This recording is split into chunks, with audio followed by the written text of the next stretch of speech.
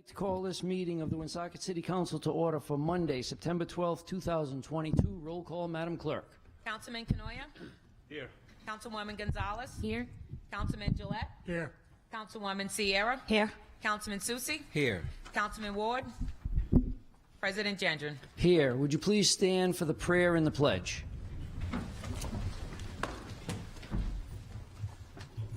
God our Father, we ask that you send your blessing upon this city and upon this council.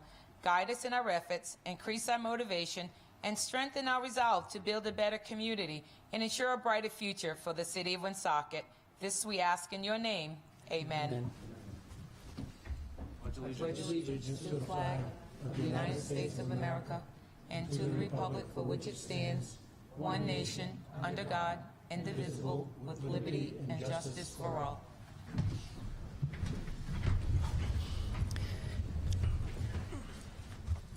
First item on the agenda is 5 public hearings. Madam Clerk, if you'd like to begin. 22 LC 31, public hearing on transfer application of BV liquor license from 2120 Diamond Hill Road, Inc., doing business as Fazini's, to Melville, Inc., doing business as Bandito's Mexican Restaurant at 2120 Diamond Hill Road. Is there anyone here that would like to speak for or against this request? If you could please approach the podium, state your name and address for the record, and tell us what you want to say. Hi, good evening, everybody. So my name is Christian Brambilla, and my address is 59 Park Street in Attleboro, Massachusetts. And we're here for apply for the liquor license for the new business in 2120 Diamond Hill Road. So we have like 5 years around 2 locations. So, and we're very happy for introduce our business in this town. Very good. Thank you. This is the public hearing portion, so after the public hearing is done, we'll close the public hearing and then go right to the vote on the licenses. So stick around, and if there's any questions of the council, because you're the applicant, we'll call you up. Okay. Thank you. Thank you so much. Is there anyone else that would like to address the council either for or against this application? Hearing none, Madam Clerk, next one. 22 LC 32, public hearing on application request for 2 a.m. closing and hookah lounge by David's Kitchen LLC at 614 North Main Street. Is there anyone here that would like to speak for or against this application?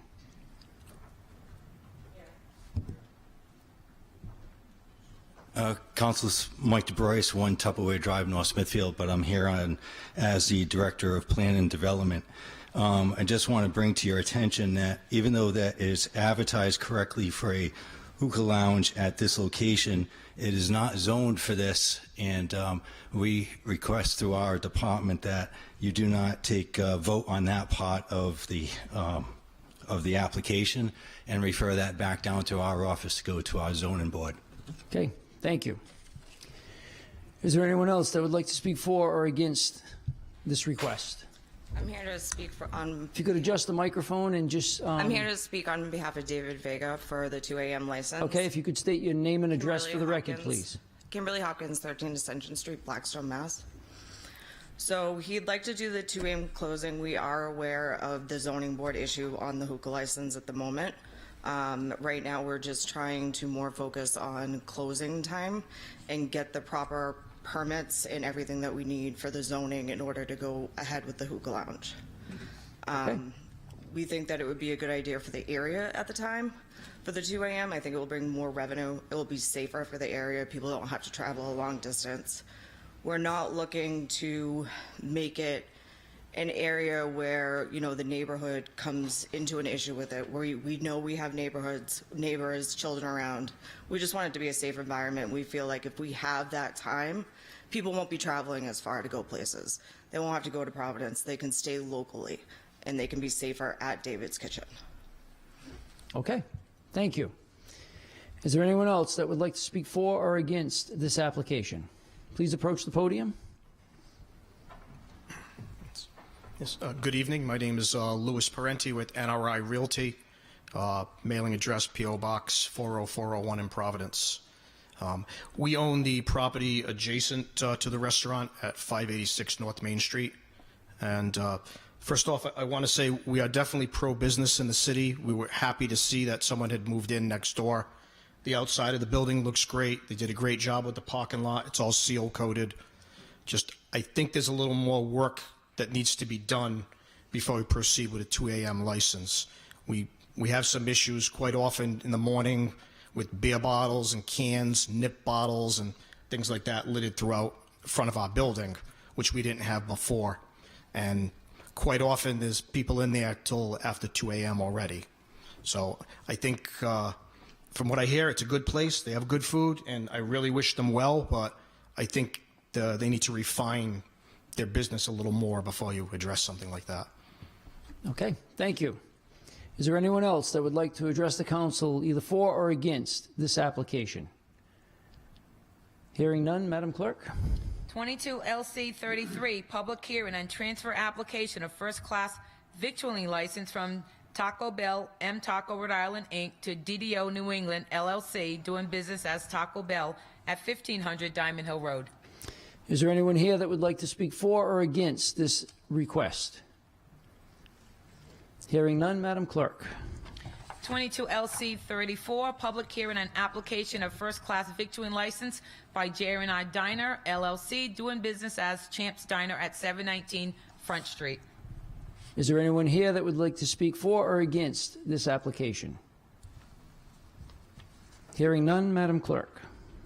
22 LC 35, public hearing on application of Class BV liquor license by New Tokyo Japanese Steakhouse, doing business as Mr. Hibachi at 480 Cass Avenue.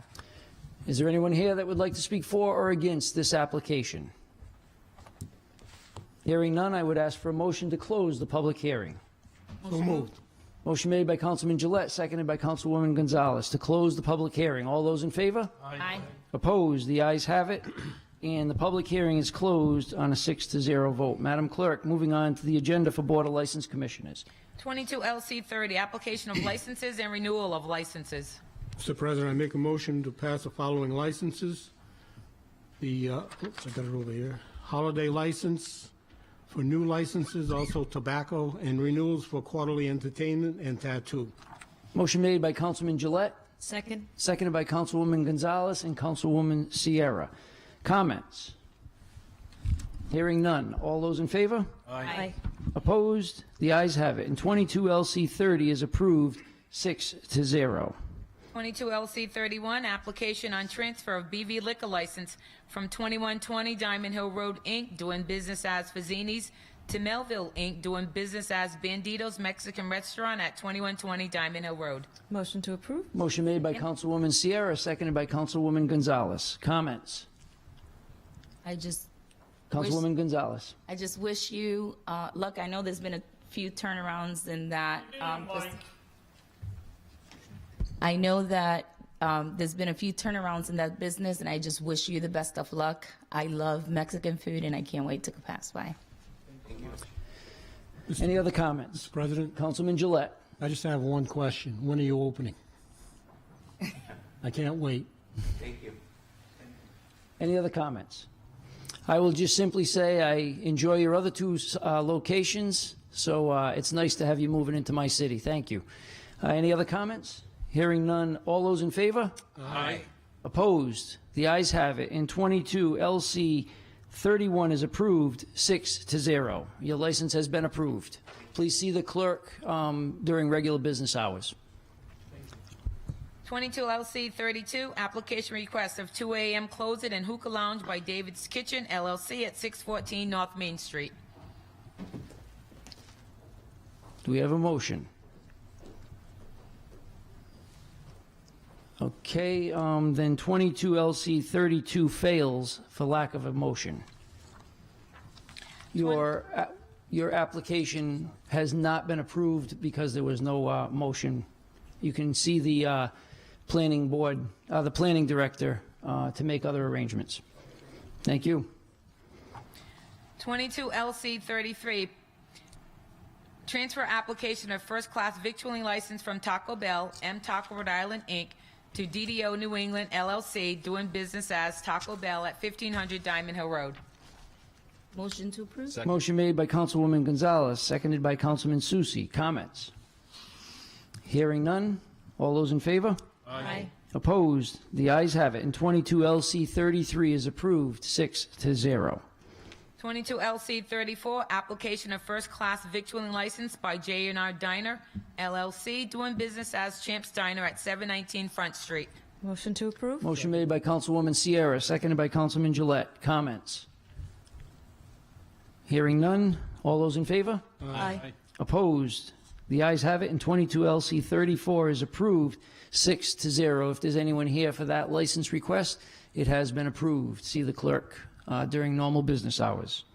22 LC 35, application of Class BV liquor license by New Tokyo Japanese Steakhouse, doing business as Mr. Hibachi at 480 Cass Avenue. Motion to pass. Motion made by Councilman Gillette, seconded by Councilwoman Gonzalez. Comments? Hearing none. All those in favor? Aye. Opposed? The ayes have it, and 22 LC 35 is approved, 6-0. If there's anyone here for that license application, it has been approved. Please see the clerk during normal business hours. Next item on the agenda is public comment. If there's anyone here that would like to address the City Council, I would ask that you approach the podium, adjust the microphone so that we can hear you, state your name and address for the clerk. We ask that you please keep your comments to under 5 minutes and obviously in good taste. Is there anyone here that would like to address the City Council?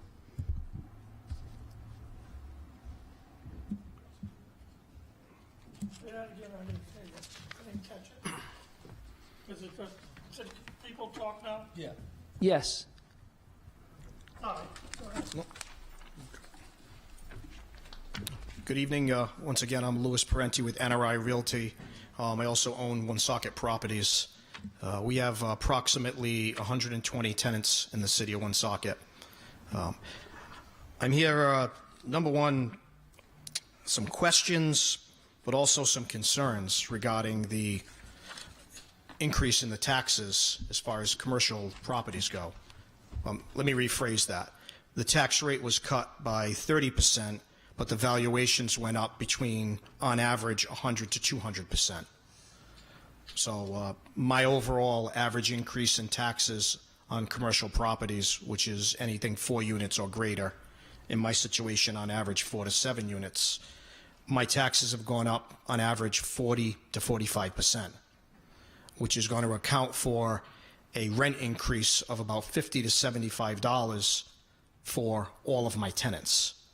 I mean, we're facing a rental and housing crisis already, and I just don't understand how, if this budget was balanced and things were moved around, as we were told from the beginning that don't worry about the values of your properties because the tax rates are getting lowered, and this isn't a matter of a money-making operation. We're just shifting things around, and it will balance out. Didn't balance out for me. I have one property that went up almost $6,000.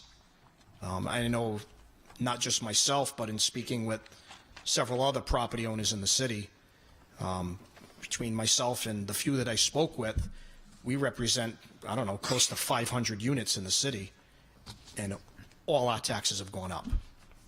So I don't understand it. Where's all the extra money going? Who reviewed it?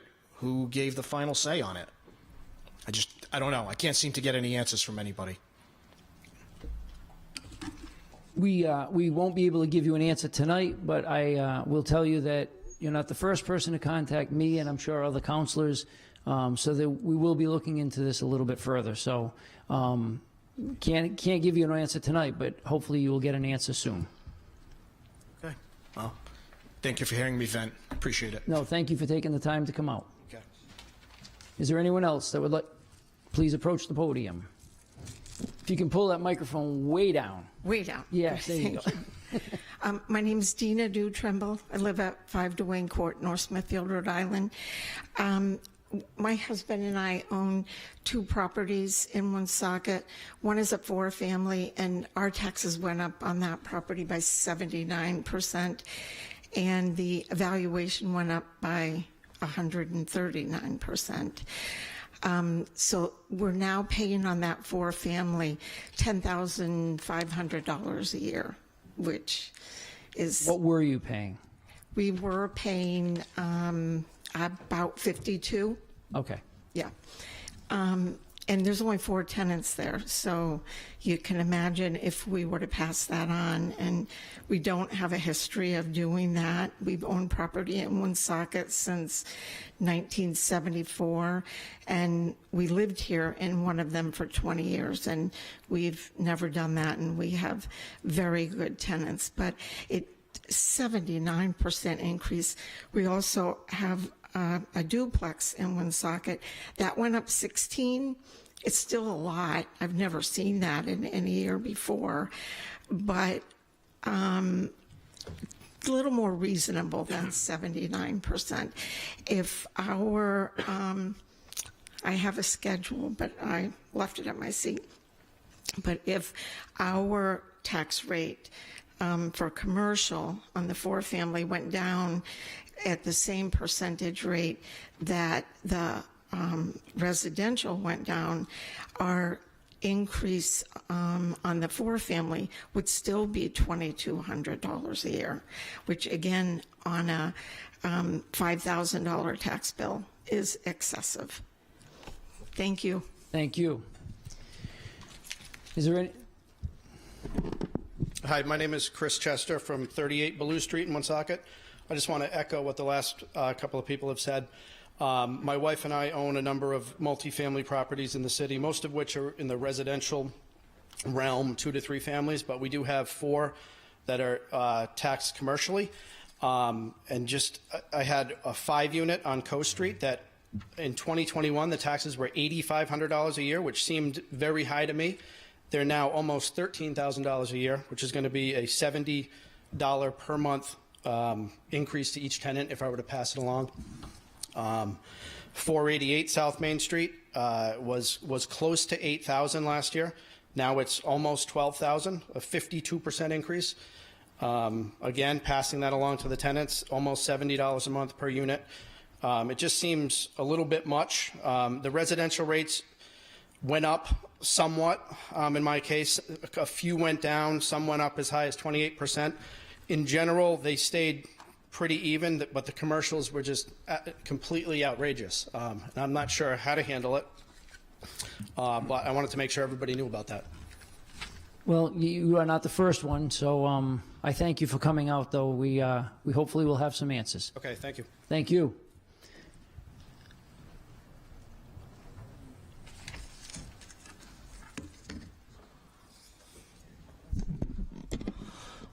My name is Charles Lemoyne. Since 2007, I've been coming here to the city council trying to get you to speak into your mics. I'm sick of it, and I want you to speak into your mics, or I'm going to stand and say, why ain't you speaking into your mics? That's it. I'm done waiting for somebody to speak into their mics. Thank you. Thank you. Is there anyone else that would like?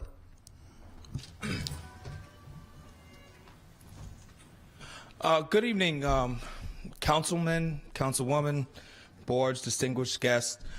My name is Keith Harrison, and the thing that I've seen on Channel 12 News about our mayor here in Woonsocket, who refused to do anything, and I know I speak beyond myself as a resident here over 10 years, and to me, the board needs to do something about Miss Lisa. I mean, if you have to vote her out, I guarantee you if you go to Price Right, Stop and Shop Plaza, Walmart, and ask people what they think of what's going on with their city right now, it's an abomination. The state has so much money, and I know the money's already been allocated out to certain cities, and yet our fire department seems that they're lacking of equipment because we're borrowing equipment from Attleboro, or we're renting other equipment from other cities. These are major problems that we need to be fixing here. And if we can't find a leader or anybody who's going to willing to sit here and actually speak up for residents, even including businesses, because even businesses here, they're suffering. It's getting to the point where people are moving out of the state. And we shouldn't just be known for where, we're just historic Woonsocket. Absolutely. Woonsocket has so much potential, but yet we have yet to untap it. And hence, therefore, my name is Keith Harrison, and I want everybody to please take care and look at this face very, very genuinely, because I want to be a right-on ballot and face Miss Lisa Hunt for being mayor, and actually get somebody in here who's going to willing to work with the board and get things done. With that being said, good evening. I'm coming off of being from a truck driver, making sure the toilet paper and everything else get on the shelves. But it's time for me now to get behind into a suit from being in the Marine Corps and in the Navy and actually get some things done. So if anybody wants to sit down with me and talk about some real future plans where we can be not just Woonsocket as everybody look at us, but a true milestone here and really sit there and say, okay, we're better than Providence, we're better than Johnston, we're better than Cranston. Give me a call, send me an email. Let's sit down, let's talk some ideas, and let's get some things done. Because everybody who's sitting right here, they're tired of it. We're tired of rent of inflating. We got to pass laws that needs to have these people be heard and be taken care of. Talk to the senior citizens. It's not fair for them to sit there and be paying over $1,000 for rent, and they're only getting $14 or $10 for food stamps. I've talked to these people, even the homeless. Come talk to me. Come, let's sit down. Invite me to your office, and let's get some things done, because I'm that go-getter. I'm that Marine. I still got a lot of fight in me. I'm 35 years old with one kid, but baby, let me tell you, you get this locomotive started, and we're going to get somewhere. And remember, we're looking after for our kids, our grandkids. This is the most important thing that we have to leave behind. And right now, the way we are heading down this track, it's not pretty. It's not pretty at all. Thank you for your time. I certainly do appreciate it. Thank you.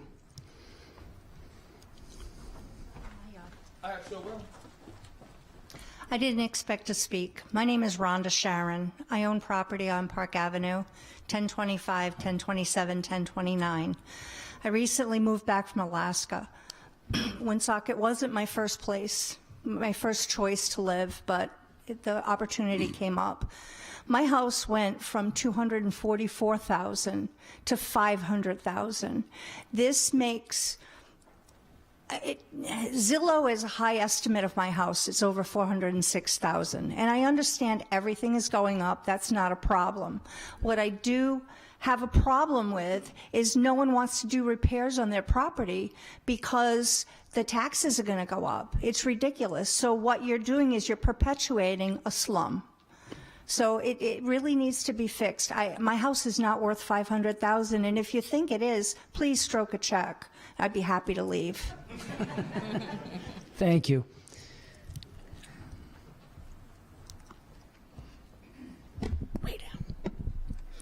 Hi, my name's Priscilla Hudson. I live on Orchard Street in Woonsocket.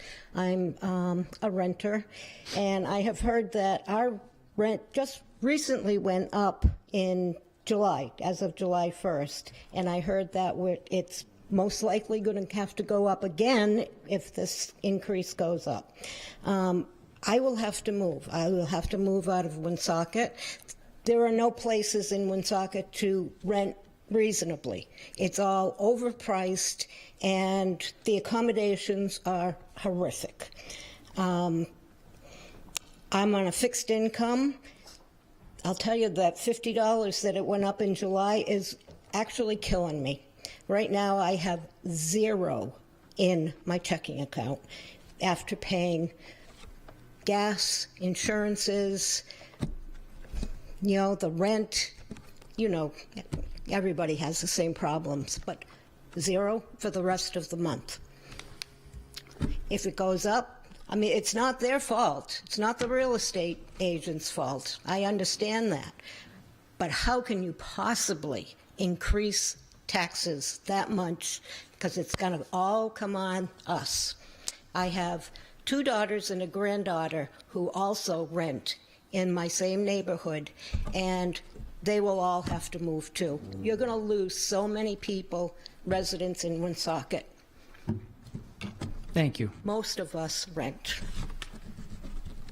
Thank you. You're welcome.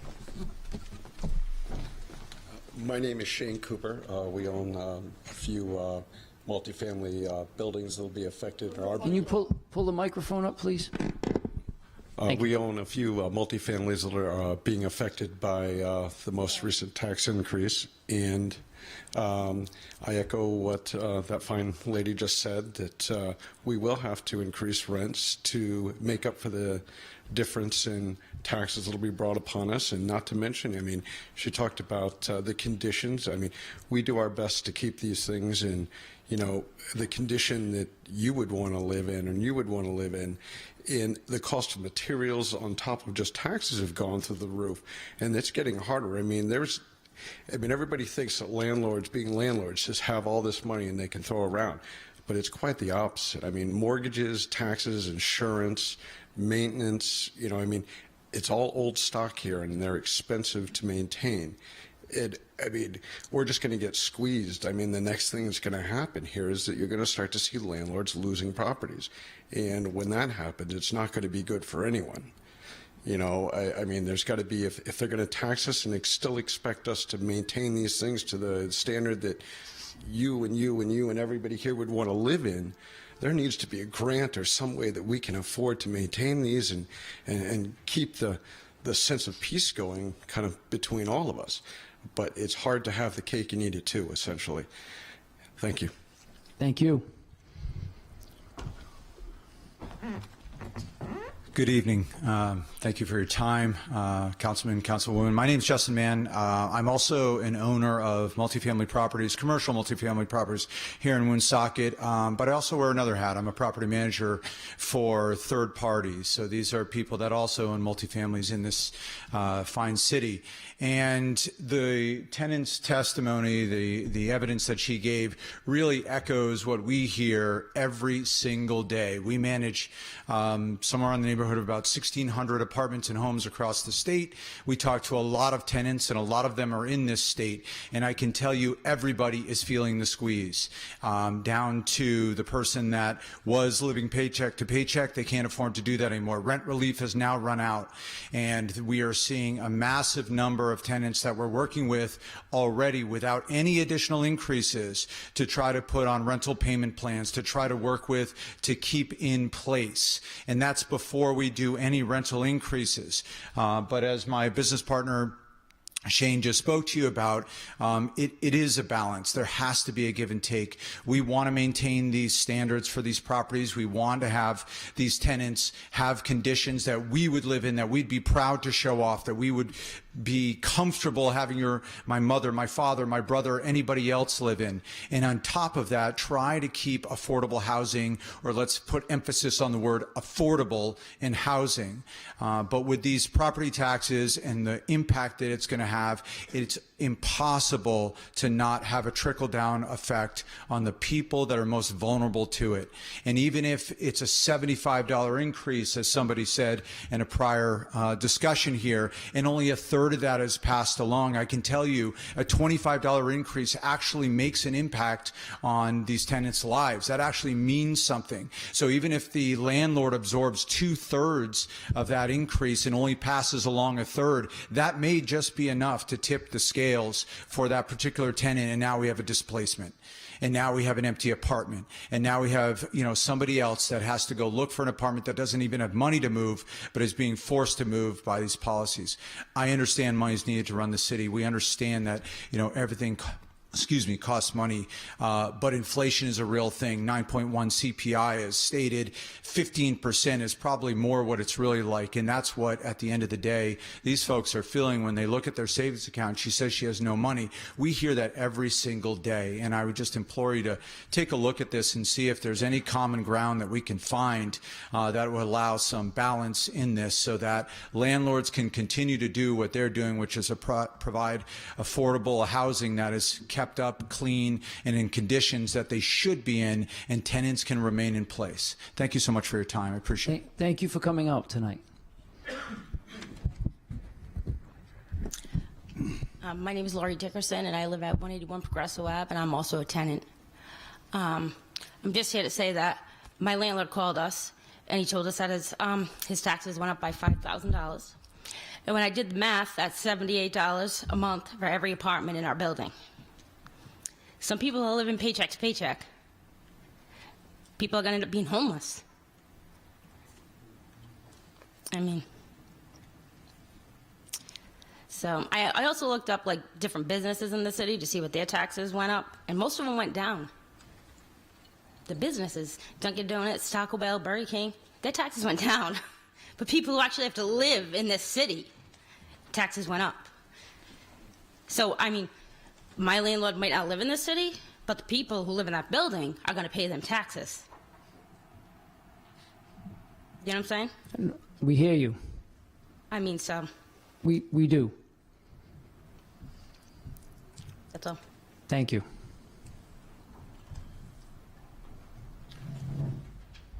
Hi, my name's Joe LaForge. I live in Pasco and manage a number of properties in the city. I'll keep it short, but it seems like, you know, the revaluation changed a lot of numbers, and also it seems like there was a big shift in the tax levy between asset classes. When they changed the commercial and residential rates, they were both changed like 0.11, 0.11 or something. But was not proportional. So I think the certification is not published now, but you'll find that the taxes were shifted by asset class and certainly by property. Certain properties were cut, or many properties were cut, and then many had major increases. So I think some kind of review of properties or asset levies that was over plus or minus 20% would be a reasonable solution. I don't know if that's something that can be done this year, but I'd just stress that, you know, some level of stability in the tax rates would be good, and some review of that. And that's all I have to say. Okay, well, thank you.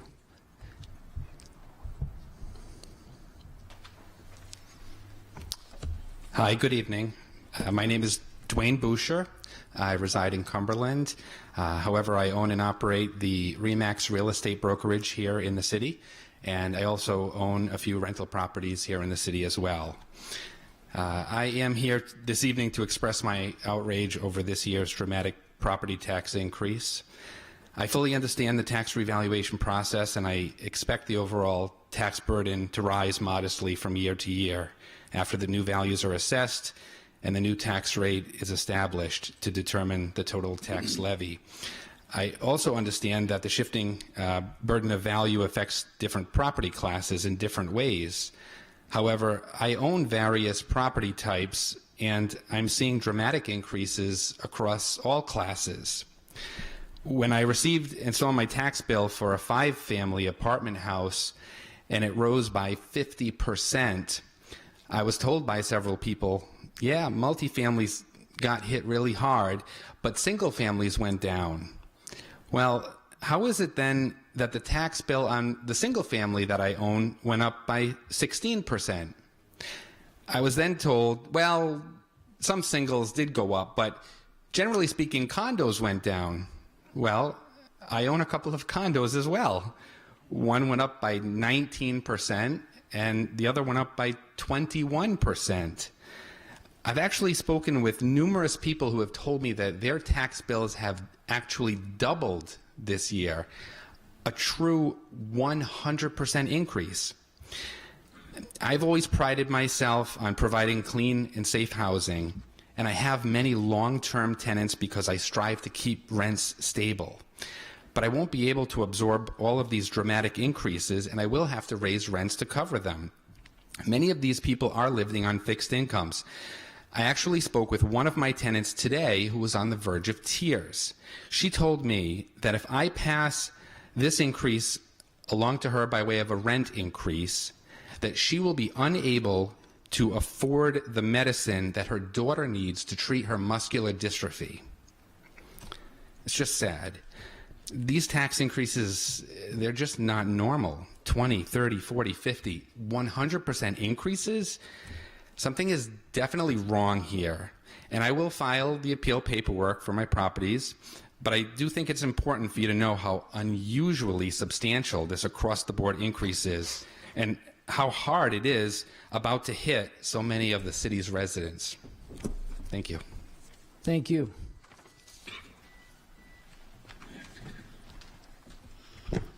Good evening. Estelle Bubble, 648 3rd Avenue. I can remember a gentleman coming up to the podium and explaining to you about the trash bill that we used to get them as a bill in the mail, and then somehow it went into our house taxes. Well, some of them that own condos and stuff, well, they don't get the city trash. So they're getting their trash, they're paying for their trash bill twice. This is something I'm asking you, the council, to look into, because this has been going on since we didn't get the bills anymore. Now, and another thing, yes, I have a neighbor, she's elderly, and she's saying that she can't afford anymore.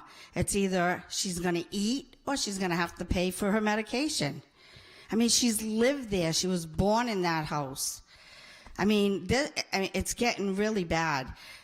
We go over there, we shovel for the winter, we cut her grass, my daughters and I, just to help her. But it's getting to, something's got to get done. We don't want any more homeless. Now, you got affordable housing. So why don't you lower the tax rates for all, so that we can rent our property at a decent price, and then you wouldn't have to go build all these affordable housings. It would even out, because this is what's happening. People are like, I've had enough, and I'm leaving. I had a neighbor that bought a house. He was there for a year, and then when the taxes, he goes, you know what? I'm out of here. He says, I can't take it anymore. He said, I just had a baby. I can't afford it. He says, it's either work, or spend time with my daughter, or, and now he's losing the home life. We're asking you, please listen to all of us. We took time to be out here, and we're, putting it in your hands. Something has to get done. Thank you very much. Thank you.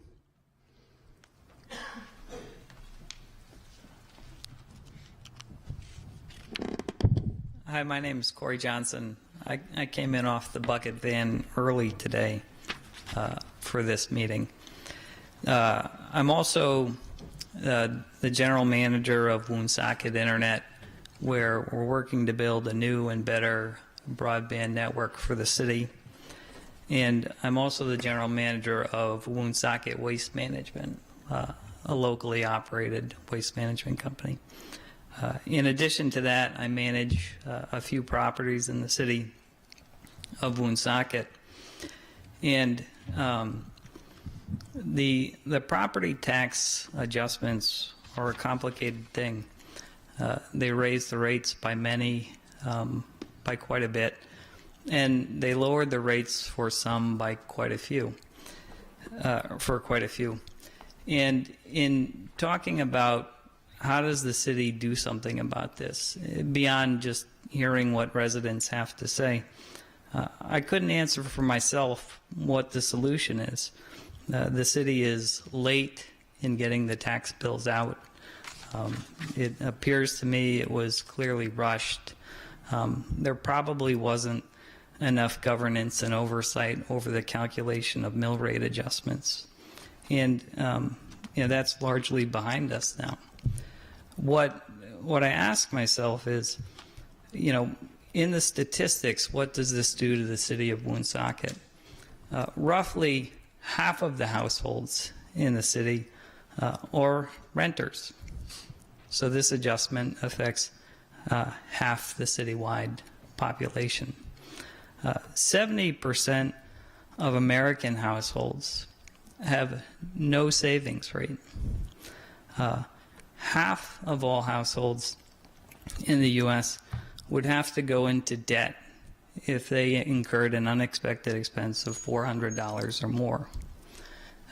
The displacement that I expect is coming citywide as a result of the property tax increases is meaningful to the city. And I would encourage you guys to look at how to set up a better governance process around critical issues in the city, including housing, because this piece was obviously missed. That said, I believe in Woonsocket. We continue to create jobs and hire in the city, and we're going to continue to do this regardless of what the changes are in the property taxes. Thank you. Thank you. Chris Beauchamp, 37 Meadow Road, Woonsocket, taxpayers city. I'm going to echo a little bit what this last gentleman said.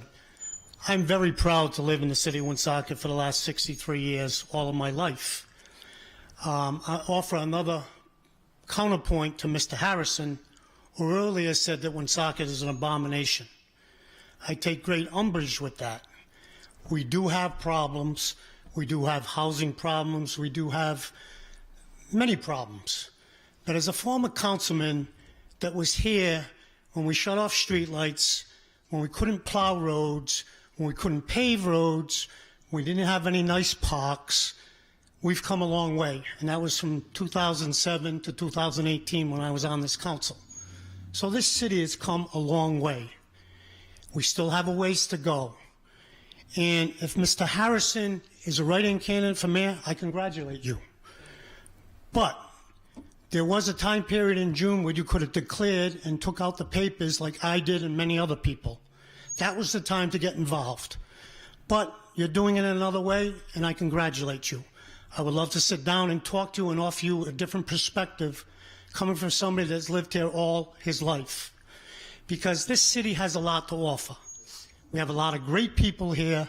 We have a lot of hardworking people. And as a taxpayer, I know how difficult it is. And I have a great job, and I work hard, and I make a lot of money. But I struggle at times. So I know all these people up here that came up earlier and stated that they may not be able to afford to live where they are currently if their rents go up. So there are still serious problems in this city, just like in any other city and town in Rhode Island. We have a housing crisis statewide and nationally. We all know that. So it's going to take a collective effort from everybody in this room, everybody at that table in front of me, to fix that. But to call the city names, I don't think helps, especially if you're looking to get involved. Thank you. Thank you. Is there anyone else that would like to address the city council?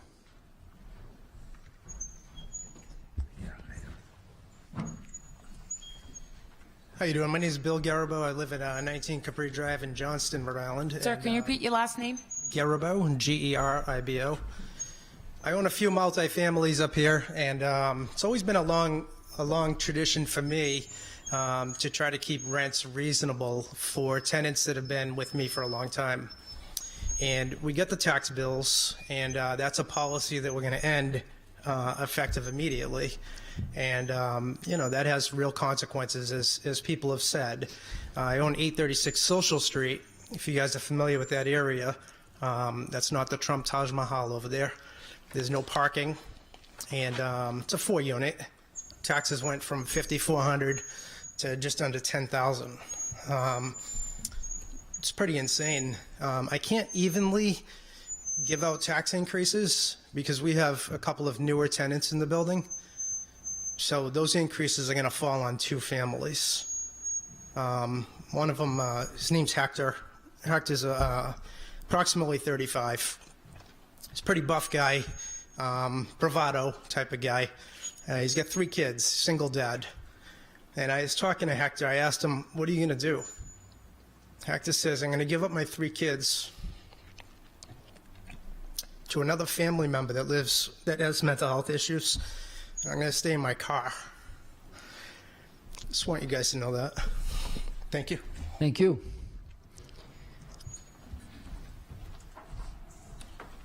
How you doing? My name's Kyle Kucher. I own a multifamily on South Main Street here in Woonsocket. I've had the property now about 4 going on 5 years this April, so just about 4.5. When I bought the property, my taxes were $4,800. My new bill that just came in is at $10,500. So even from last year I was up to $7,500. Now I'm at 10.5. So a $3,000 increase in the cost of a year. I've got long-term tenants. This is one of mine. He's come out to support me today. I try to keep the property like most of the people here in the city. We try to keep it where it's a place you'd want to live. It's a place you want to call home. There's been several instances. Again, this is one of my better tenants. He's always on time with the rent. He asks me for things, and he knows that he can get it from me. Going forward, it's a question.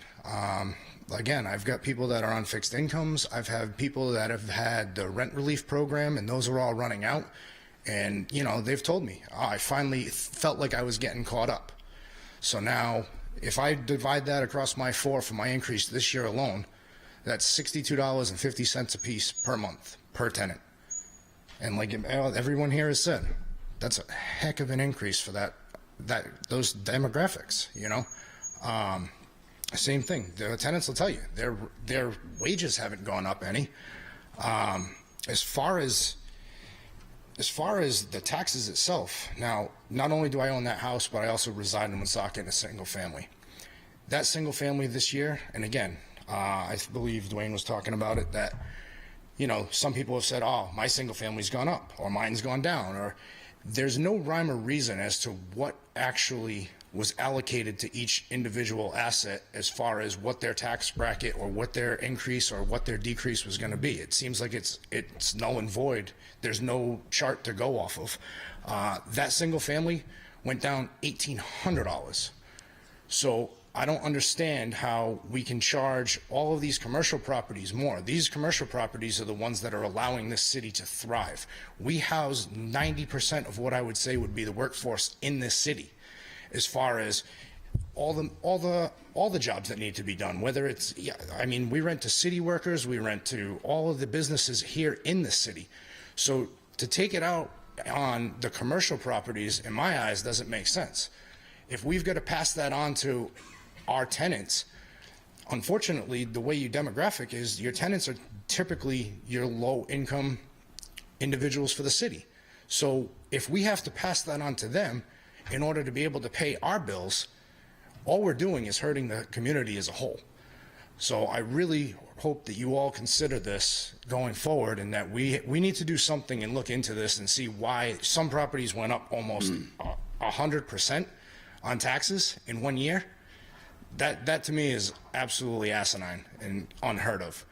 So I don't know what the solution is. Again, that other gentleman was talking about that, you know, he feels as though if we got to get a committee together or something. There is no actual answer right now, but something needs to be done, because we're literally on the path right now to imploding the city. You're going to have people displaced all over.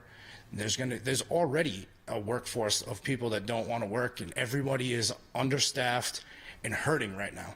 So if we start making people homeless and they don't have anywhere to go and they can't stay in the city, they can't stay at their jobs, this is going to have the ripple effect like you've never seen before.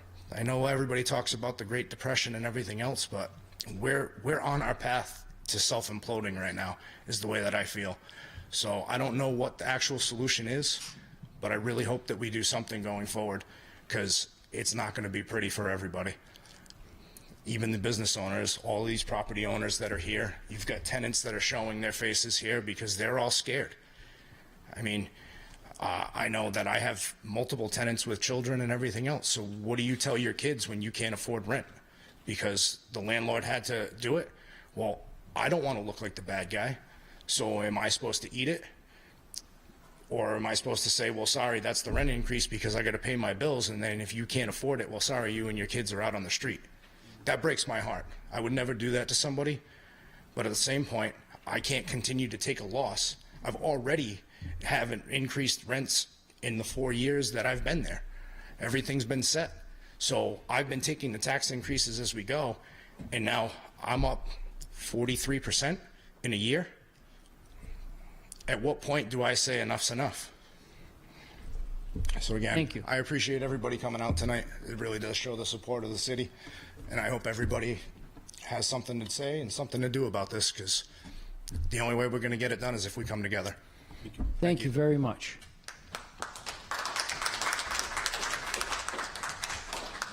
I want to thank everyone for coming out tonight. It did not fall on deaf ears. Moving on to the consent agenda. Motion to approve as presented. Motion made by Councilman Canoyer. However, I'd like to take out the staffing report. So we have a motion to receive the consent agenda less the staffing report. Motion made by Councilman Canoyer. Second. Seconded by Councilman Gillette. Any other items to be taken up separately? Hearing none, all those in favor? Aye. Opposed? The ayes have it. And the consent agenda is received as presented with the exception of the staffing report. On the staffing report, Madam Clerk. 22 CO70. 22 CO70. Make a motion to receive for discussion. A motion made by Councilman Canoyer. Second. Seconded by Councilwoman Gonzalez and Councilman Gillette. Comments? Councilman Canoyer. Yep. Two questions. Director Gillette, the staffing report indicates that we have 100. Just bring the mic The staffing report indicates that we have 101 members of the police department fully staffed. Is that correct? No. No. So where do we have? Somewhere around 80 something? Yes. Okay. So, Chris, can we get that looked at going forward? Because it's misleading. Second question is, you heard a lot about taxes. I heard we finally hired a tax assessor last week, but then I heard the individual left. So do we have a tax assessor or not? She was here for almost 2 weeks, but then went back to her old job. So we don't have a tax assessor, is the answer? Today, we do not have Okay. a tax assessor. Thank you. We'll talk more about that later. On 22 CO70, any other comments? Hearing none, all those in favor? Aye. Opposed? The ayes have it, and 22 CO70 is received 6-0. Presentations of petitions, memorials. Minutes. Oh, sorry. Thank you. Approval and correction of the minutes of the regular meeting held August 15th and a special meeting held August 29th, 2022. Motion to approve. Motion made by Councilman Susi. Second. Seconded by Councilwoman Gonzalez and Councilwoman Sierra. Are there any items to, Councilman Canoyer? Council President, I have a change for Madam Clerk on August 15th meeting. If you go to item number 7 for the consent agenda, there's a vote that says pass 2-0. I believe it was unanimous. That was to accept 2 items out of the total, similar to what we just did now. So it just needs to reflect. Okay. You bet. Thank you. That's it. Any other changes or corrections? Hearing none, all those in favor? Aye. Opposed? The ayes have it. And the minutes of the regular meeting held August 15th and the special meeting held August 29th are approved 6-0. Now moving on to presentations of petitions, memorials, and remonstrances. 22P32, a request of Public Works Director to address the City Council regarding the wastewater treatment facility and sludge disposal. Director D'Agostino. Good evening. Good evening. So just a brief update on our wastewater facility and sludge disposal situation. So I just want to assure the council that since the non-compliance we had over the summer, in June, our wastewater facility is running quite well.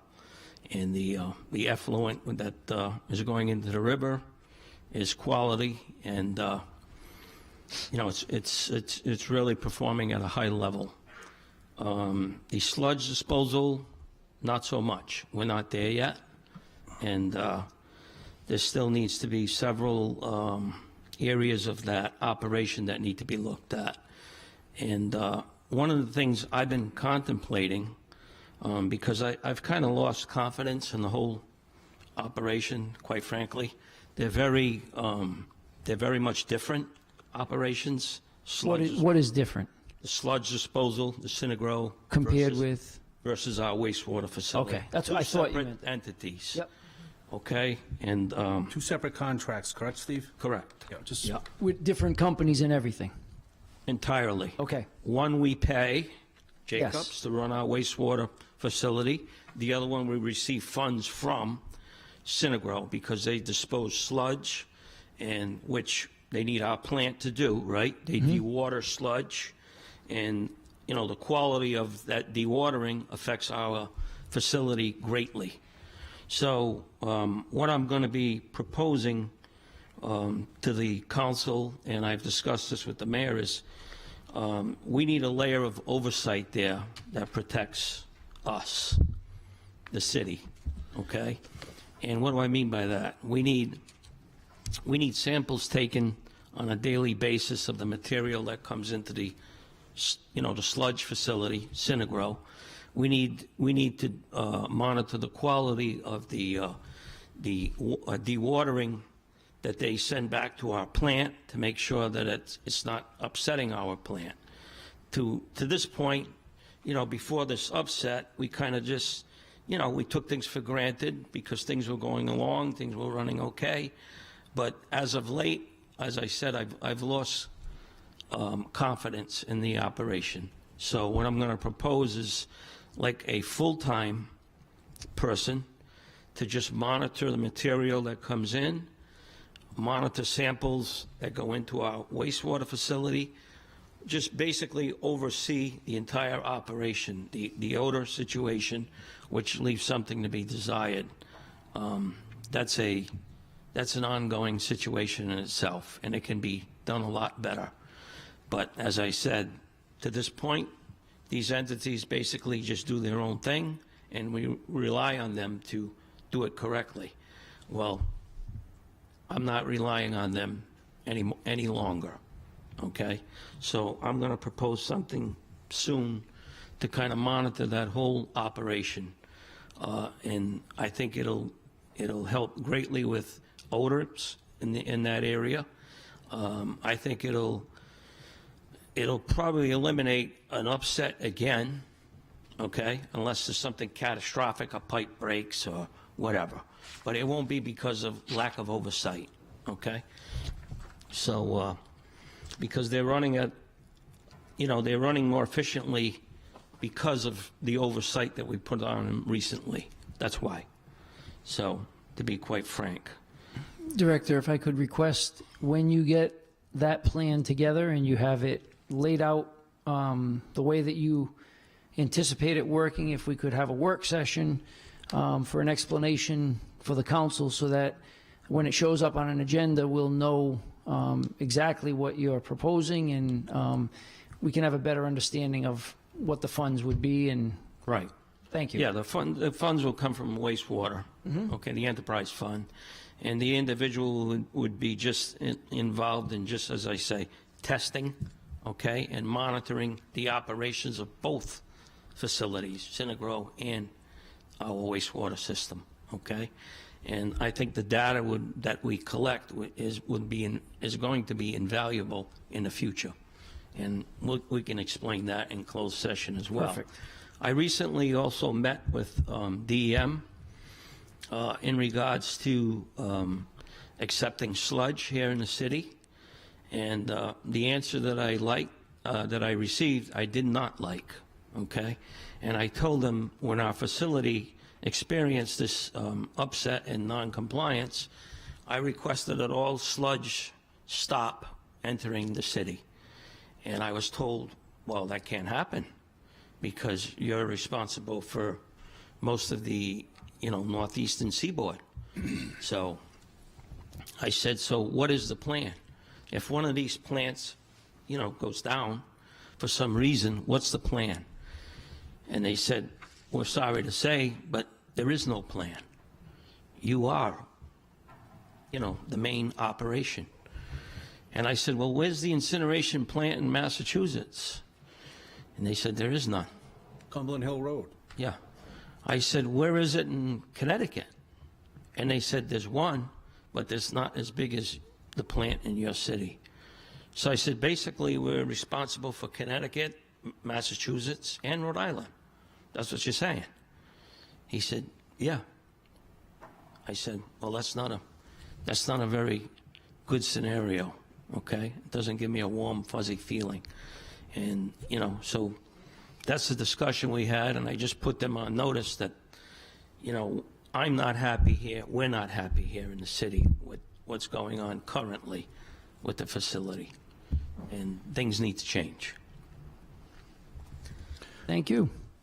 Director, just to follow up a little bit further, so for broader understanding, we have two contracts, one with Synagro, who, as you said, brings sludge into the city from elsewhere to be processed here in Woonsocket.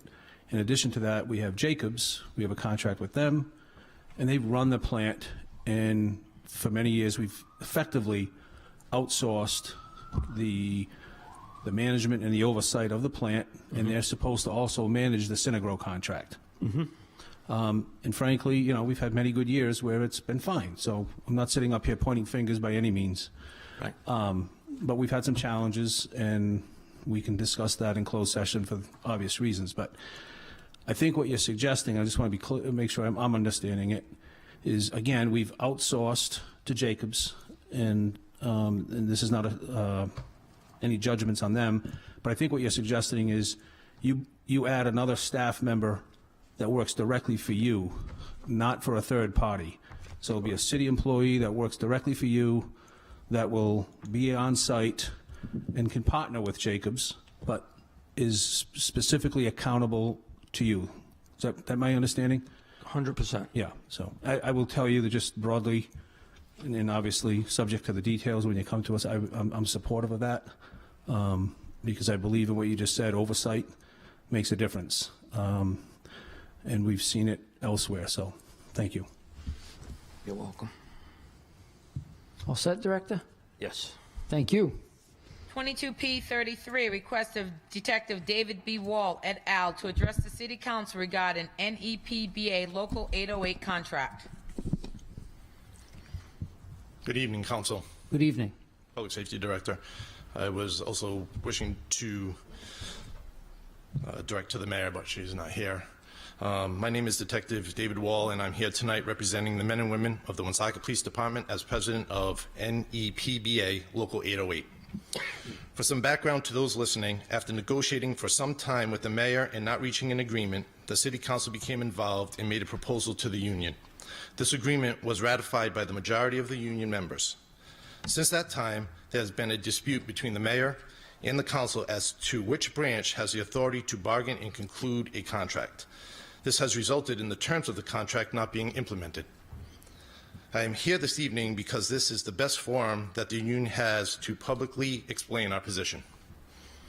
The members of the police department have been working the last several years throughout the challenges of the pandemic and rising inflation that all families have had to endure without a contract in place. We have felt the extreme uncertainty that most have felt during this time, while also not having the same choice or ability as first responders to protect our health and that of our families. It was under these circumstances that the union entered into the contract in good faith and in reliance upon the opinion of the City Solicitor, who represents both the council and the mayor. The benefits of the contract that it allows the administration, the council, and the members of the police department to plan the future based on the reliance of known factors. This benefits city residents by allowing better financial planning by the mayor and the council, and by allowing the police department to recruit and retain the best possible police officers. It is the position of the union that the terms of the contract should be implemented immediately, and that while the resolution of the legal dispute between the mayor and the council may be relied upon for future contracts, it is irrelevant to the contract that has already been executed. I'm going to have Deb Bautista from our national speak to you.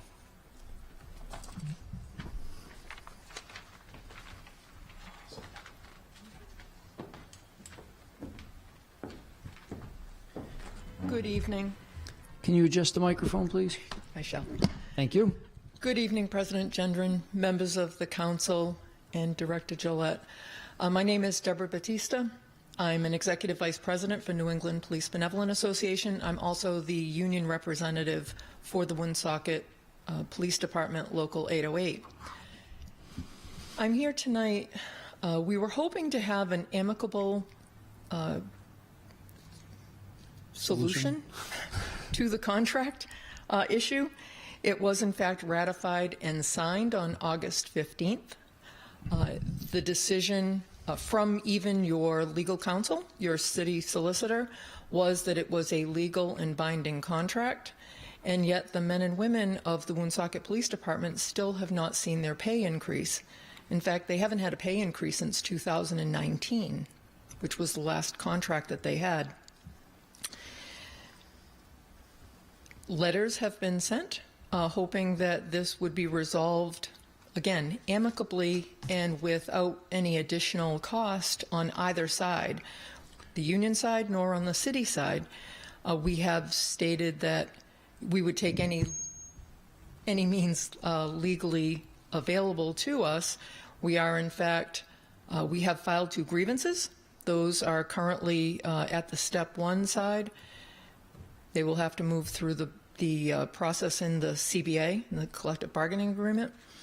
However, we're also looking at potentially maybe a wage garnishment issue towards the city of Woonsocket, because technically you have held up their wages. They have a legally signed agreement between the city and the union, and yet they have not received their wages. You can't hold somebody's wages. So I'm just here today to ask that maybe somebody someplace can move this along so that the men and women who have shown up every day to do their job, to do what's right, are recognized for what they do. So thank you very much for your time. Thank you, and I just want to be clear. I want to thank you and the other members of the police department that are here this evening. And I just want to clarify one small issue or one small point, and it was when Detective Wall said that this is something between the city council and the mayor. There is nothing that should involve you people in a legally binding contract. Nothing should be held up. And there is nothing that's between the mayor and the city council that's holding it up. The city council has acted to be sure that you had a viable contract. It was passed unanimously, 7-0. The mayor's veto of that contract ordinance was overridden, 7-0, unanimously. The city council passed a legally binding contract. I signed a legally binding contract that was authorized by 7 members of the city council in both a resolution and an ordinance. There is nothing that the city council is doing to hold this up. I don't believe that's what he meant by that. No. And I know he didn't. I want to make sure that people don't misunderstand. We want you to get your pay, and you should have already received it for 2 previous pay cycles. Let's hope it comes in the 3rd pay cycle. We would hope, sir. Yes. I thank you. I thank you for your time. And to Detective Wall, I was not saying you said anything wrong. I just needed to clarify. I don't want it to look like we're having an argument and you guys are the recipient of the fallout. That's not the case. I thank you, sir. Have a Thank nice you. evening, everybody. Council President? Councilman Canoyer. I'm just going to further clarify, if you don't mind, for the public, not for these folks. I think they know what the story is. But our city charter is very clear and explicit. The city solicitor shall decide all questions and controversies related to the legal construction of any and all laws and ordinances affecting the city as well as the city charter and the divisions of powers and duties created or implied therein. So it's the city solicitor's job to make these determinations about these matters, not the mayor's. That's the first thing.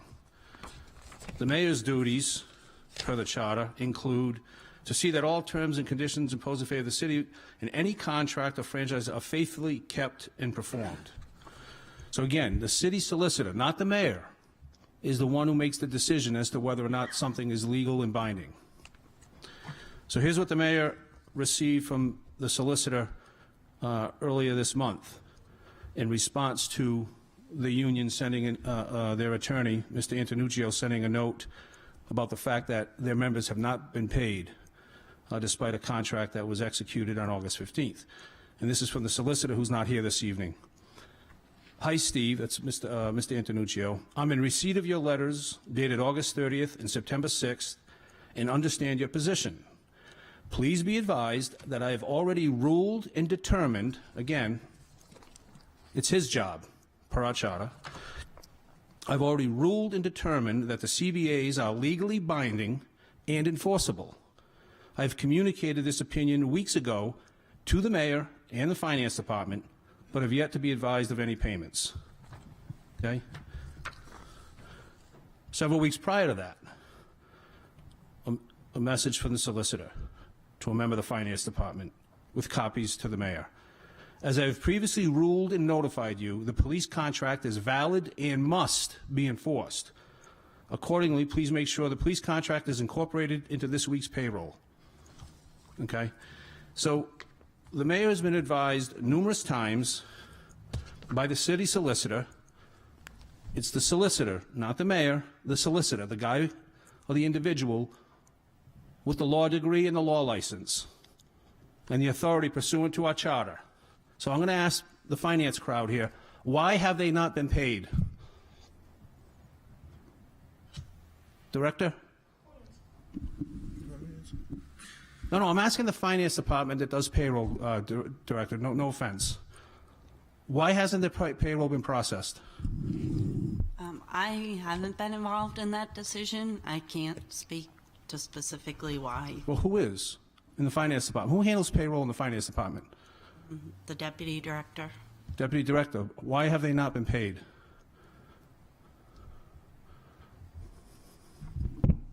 With all due respect. Considering this is one of the items for the impeachment hearing, I prefer to reserve till we Fair enough. hearing. Fair enough. I'll grant you that.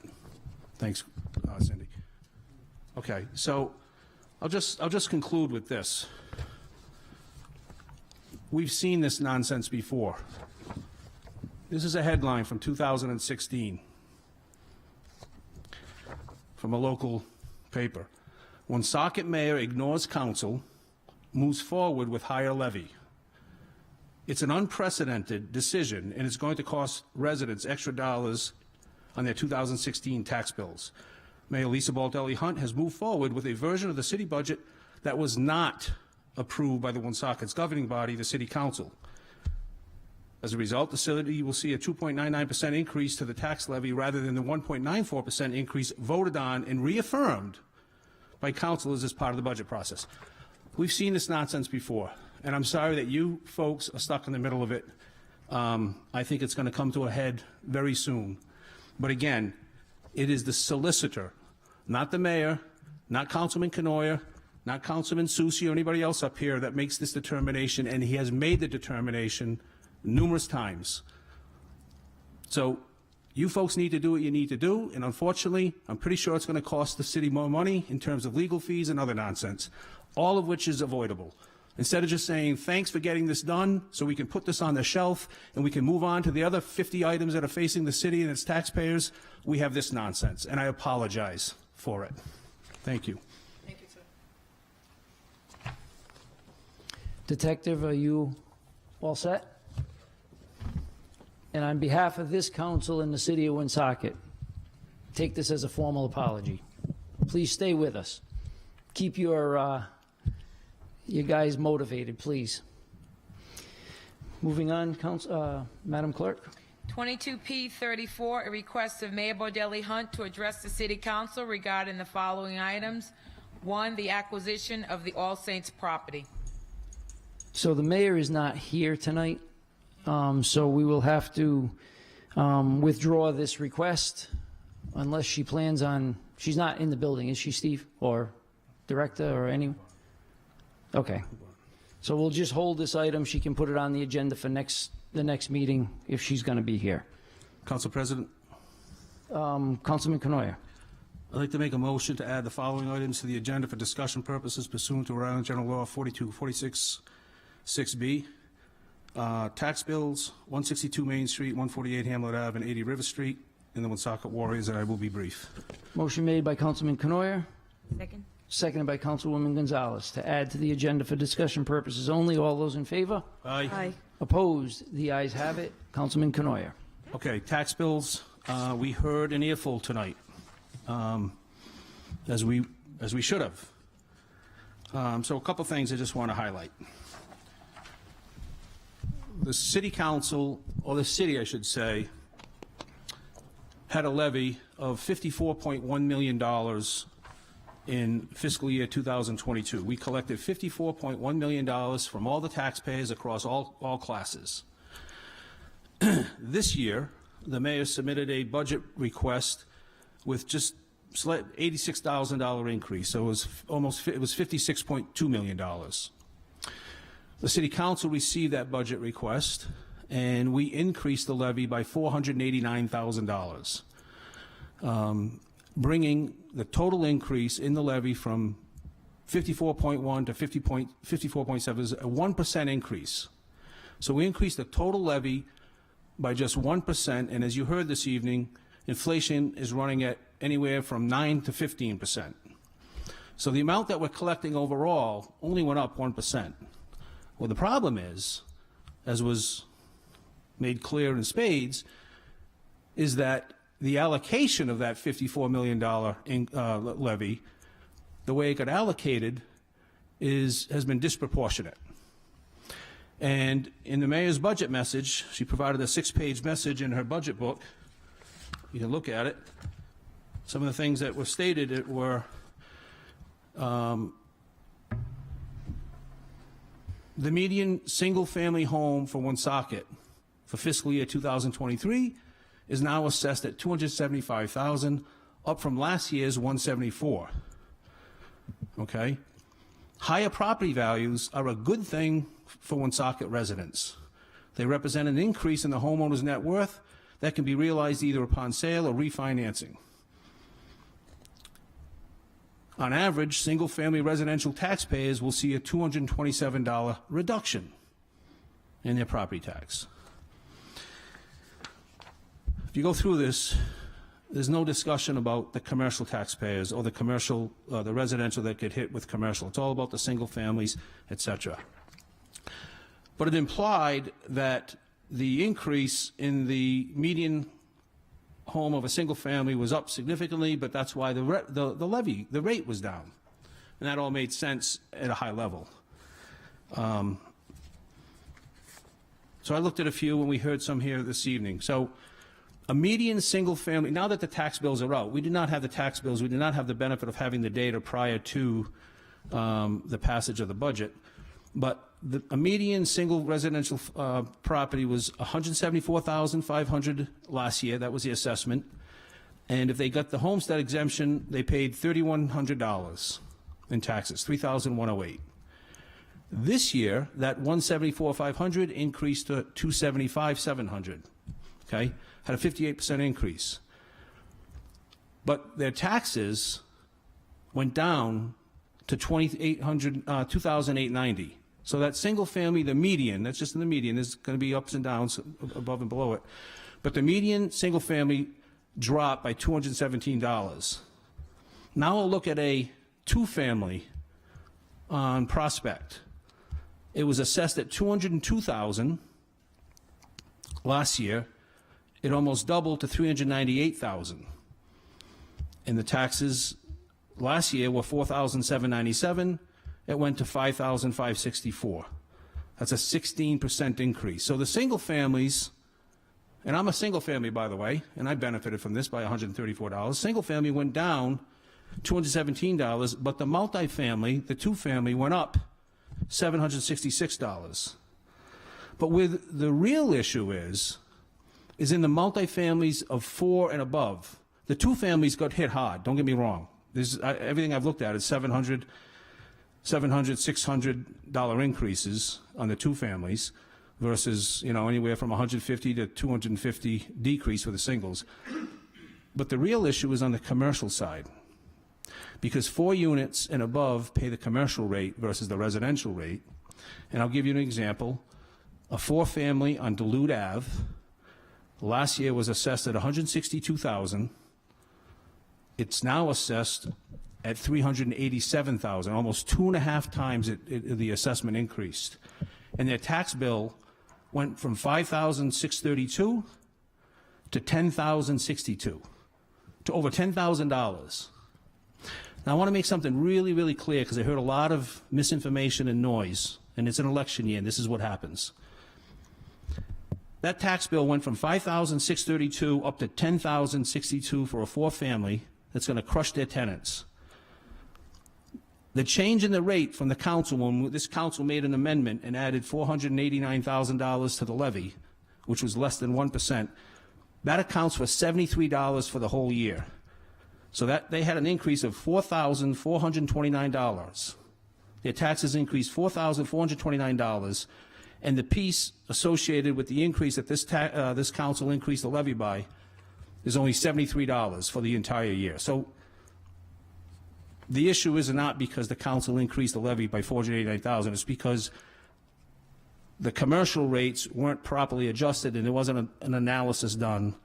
And I think you've heard we've had missing tax assessors and so forth. So I'm going to ask you, Chris, Director, I would like a copy of the data from Vision. I want a complete download of the data that shows every property by class, their current assessed value, their new assessed value, and their prior assessed value, so that we can, I can analyze it myself, since we didn't have that data made available to us. And frankly, this was quite frankly misleading, the way the message was delivered. And you heard also that on the commercial side, you heard a lot of businesses didn't get tax increases on the commercial side. And again, what I think is happening is, I think that's true, by the way, in the limited data I've been able to look at, businesses, actual real businesses, they've stayed relatively flat. So when you look at the commercial levy that went up, I think it's all concentrated in these multifamilies. And they're just getting clobbered. And so I'll send you an email with the data, requesting the data, and I don't want to wait 10 days and 10 weeks and all that. I want it quickly, and I want to look at it. And frankly, I'm not sure what we do about it at the moment, but I want to just acknowledge what we heard here tonight. There's definitely a disproportionate allocation.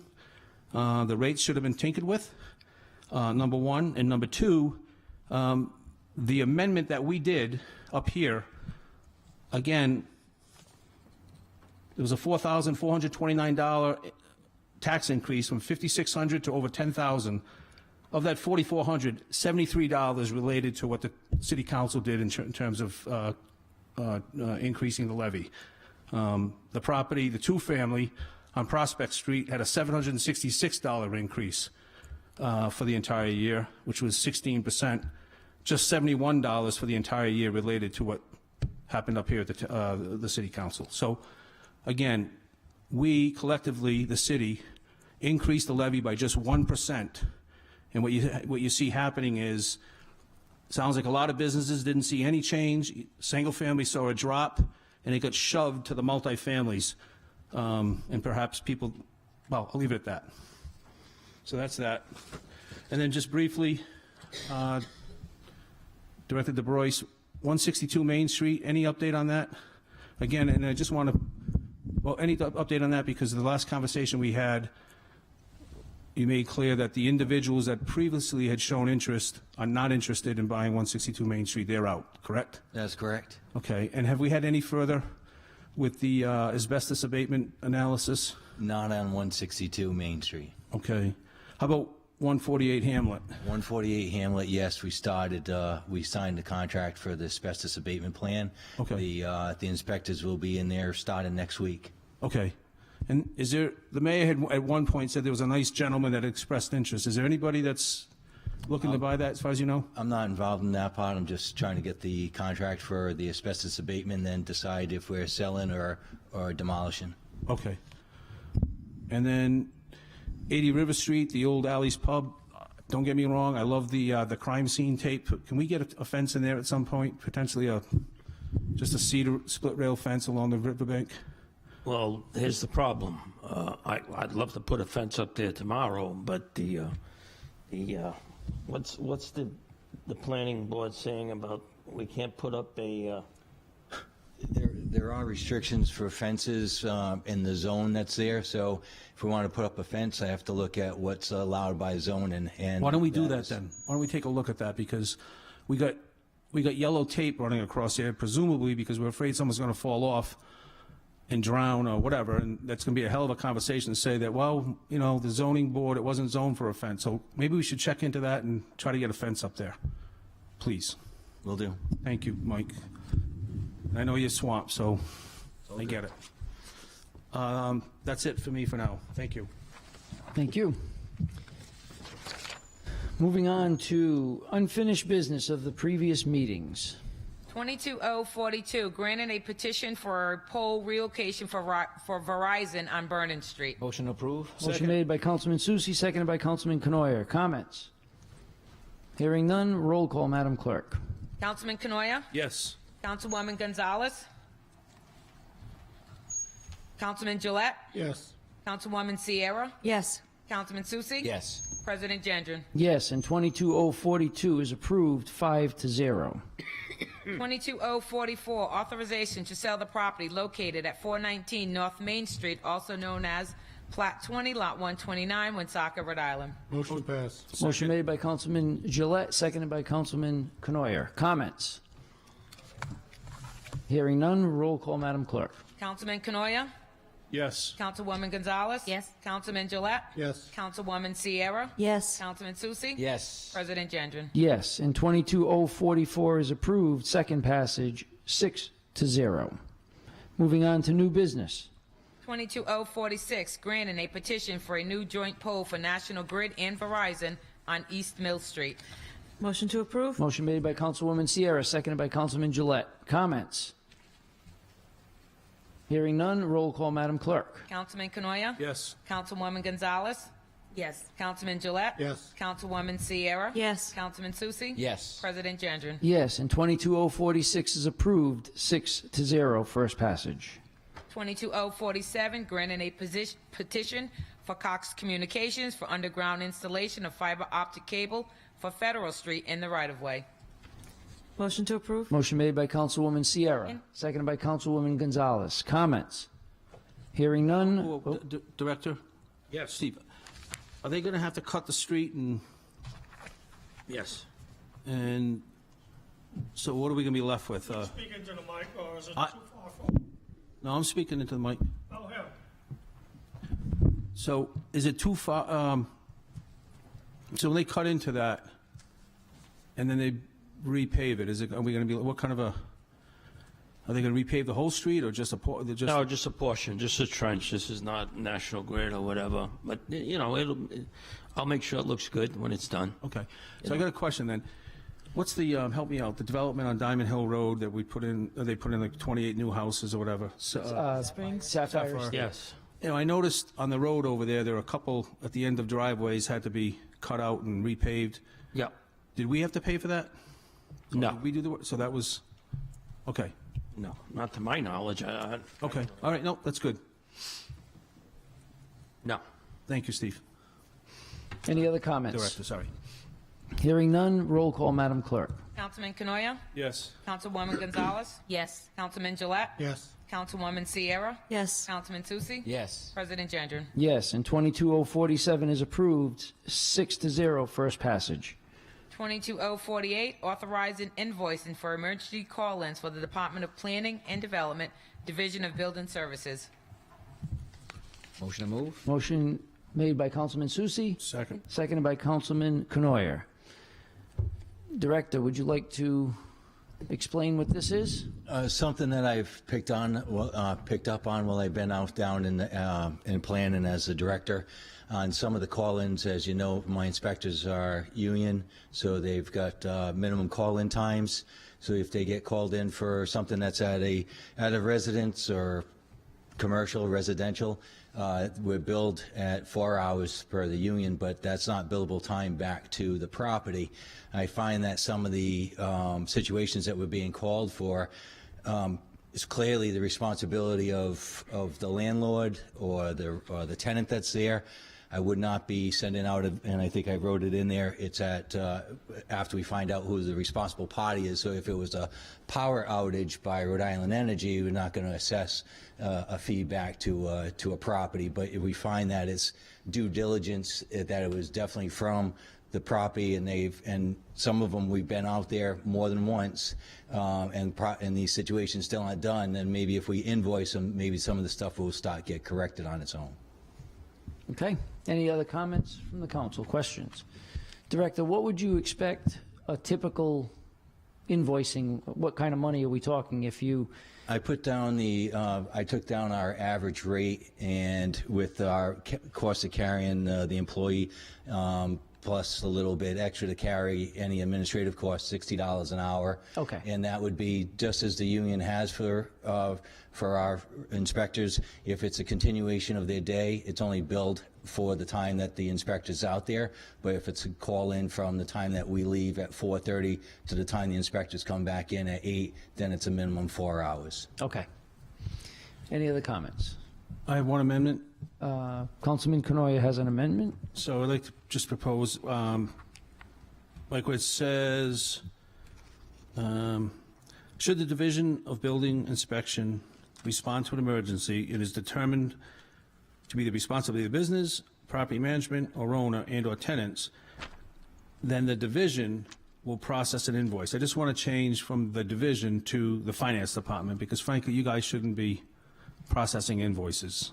You can certainly give the finance department the information, but I don't think the planning department should be sending out bills. That's the finance department. Do you agree, Chris?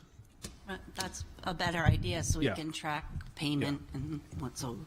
I was just mimicking something I had done previously for DPW, so. Fair enough. Whatever way, I don't want to burden the finance department with the additional duties. Understood. The director likes it better. That's fine. That's great that she said that. Yeah, no, just to keep track. You So a motion made by- I'm making a motion to change the word in, on the first page from the division to the finance department. And the same thing on the second page. It's got the same language, and again, change it from the division to the finance department in terms of processing and preparing and billing. Motion made by Councilman Canoia. Second. Seconded by Councilwoman Gonzalez. Comments on the amendment? Hearing none, roll call, Madam Clerk. Councilman Canoia? Yes. Councilwoman Gonzalez? Yes. Councilman Gillette? Yes. Councilwoman Sierra? Yes. Councilman Susi? Yes. President Gendron? Yes, and 22048 is amended 6-0. On the main motion as amended, comments? Hearing none, roll call, Madam Clerk. Councilman Canoia? Yes. Councilwoman Gonzalez? Yes. Councilman Gillette? Yes. Councilwoman Sierra? Yes. Councilman Susi? Yes. President Gendron? Yes, and 22048 is approved as amended 6-0, first passage. 22049, an ordinance setting forth procedures associated with the tax sales and assignment of tax titles. Motion approved, Motion Jim. made by Councilman Canoia. Second. Seconded by Councilwoman Sierra. Comments? So this is an ordinance that Council Vice President Ward had spoken to me about, and he may have spoken to others. I see 4 names on it ultimately. He probably just didn't get to other folks because I know he was out today. But this is simply establishing some rules to provide transparency when it comes to tax sales and the assignment of tax titles and so forth. And it requires that all properties in arrears, without any exception, go up to tax sale, because sometimes it's not clear whether or not maybe they already are happening that way. But there was some suggestion that there were certain properties that were not included in the tax sale list that perhaps could have been or should have been. So this just codifies it. And then the other one is when we assign, when the city takes a tax title, before the city goes and sells or assigns that tax title to an individual, it'll get advertised, because we've had some instances again where it appears that assignments are made to individuals, and well, it's just not as transparent as it could be. So I make a motion to approve this. Council President, can I just Director, address yes. the council? So I welcome guidance and guidelines for the tax sale. I think it's a good idea, and it makes our job easier in finance. But I was thinking maybe we could table this so the administration can, you know, have some input, maybe have a work session to discuss it. How about we do this? Since this is an ordinance, why don't we pass it for the first time, and then we can discuss it. If there's changes, then we'll do it that way. That way, we're not going to lose And we time. can make amendments, and it'll just go back to first passage. Yeah, if you'll we- end up if in the we same amend it. place. Okay. Yeah. Okay? Yep. Thank you. Thank you. Any other comments? Hearing none, roll call, Madam Clerk. Councilman Canoia? Yes. Councilwoman Gonzalez? Yes. Councilman Gillette? Yes. Councilwoman Sierra? Yes. Councilman Susi? Yes. President Gendron? Yes, and 22049 is approved. First passage, 6-0. 22050, an ordinance to designate a budget and use of a portion of the city's allotment of American Rescue Plan Act ARPA funds. Motion to approve? Motion made by Councilman Canoyer, Second. seconded by Councilwoman Sierra. Comments? Hearing none, roll call, Madam Clerk. Councilman Canoia? Yes. Councilwoman Gonzalez? Yes. Councilman Gillette? Yes. Councilwoman Sierra? Yes. Councilman Susi? Yes. President Gendron? Yes, and 22050 is approved, 6-0. 22051, ordinance and amendment of Chapter 17 entitled Traffic of the Code of Ordinances of the City of Woonsocket. Motion to make. Motion made by Councilman Susi, Second. seconded by Councilwoman Gonzalez. Comments? Director, do you know what's driving this? To put up a four-way stop sign, which Olo and Center? yeah. Yes. So I received a call about a month ago from a concerned resident who's been in that neighborhood for forever. And there was a recent accident there. I took it upon myself to, obviously it's my job, but to look at it. And I just think it's a calming, traffic calming situation there, slow cars coming down that steep hill. Hopefully you'll understand that and pass it. Okay. Thank you. I just want to say I am adamantly opposed to four-way stop signs, but I did go ride through this intersection, and I've got to say I think your term calming is a good analysis, and I will be supporting it tonight because it does seem like a reasonable candidate. As much as I don't like him, it seems like it might be a safety measure that works. Thank you. Any other comments? Hearing none, roll call, Madam Clerk. Councilman Canoia? Yes. Councilwoman Gonzalez? Yes. Councilman Gillette? No. Councilwoman Sierra? Yes. Councilman Susi? Yes. President Gendron? Yes, and 22051 is approved. First passage, 5-1. 22052, an ordinance ordering the payment of a $3,000 health care buyback to former employee Lori Perry. Motion to approve. Motion made by Councilman Canoia, seconded by Councilwoman Sierra. Comments? Council President, Director, Deputy Director. I noticed that all the councilors signed this. Was this discussed with the solicitor? Was it discussed with the solicitor? Did the council have an opportunity to discuss this with the solicitor? Well, after it was drafted, he saw it, yes. Okay. May I pass out a distribution? Sure.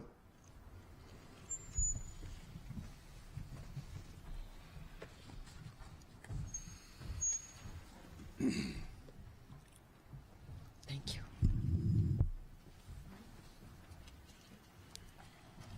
Thank you. City.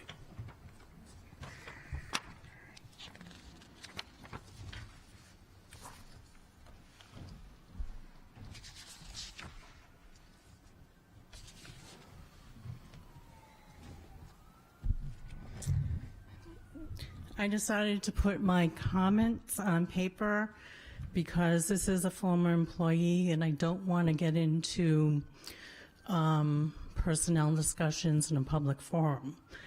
But if you will note that this is not a new issue, it's been on the forefront with the solicitor's office since at least May. He is aware of the reasons, and he actually supported and did a legal opinion that she was not eligible for medical buyback. When she was told this, she filed a complaint with the Rhode Island Department of Labor, and they dismissed her case without hearing. So I'm very surprised that the council has chosen to go against the solicitor's legal opinion in the opinion of the Rhode Island Department of Labor and Training. So the solicitor is well aware of this. You've seen it. I think this is some draft that you have that never got issued because it went out from Mr. Ferguson.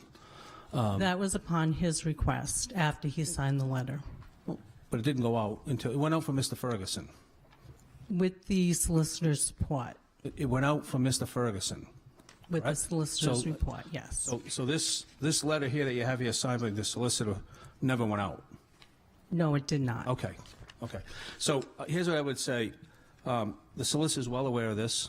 Yes. And this is an ordinance, and I would move for passage, and the solicitor will be here at the next meeting, and it doesn't have to get second passage, if everything you say, if he feels differently, and we can go from there.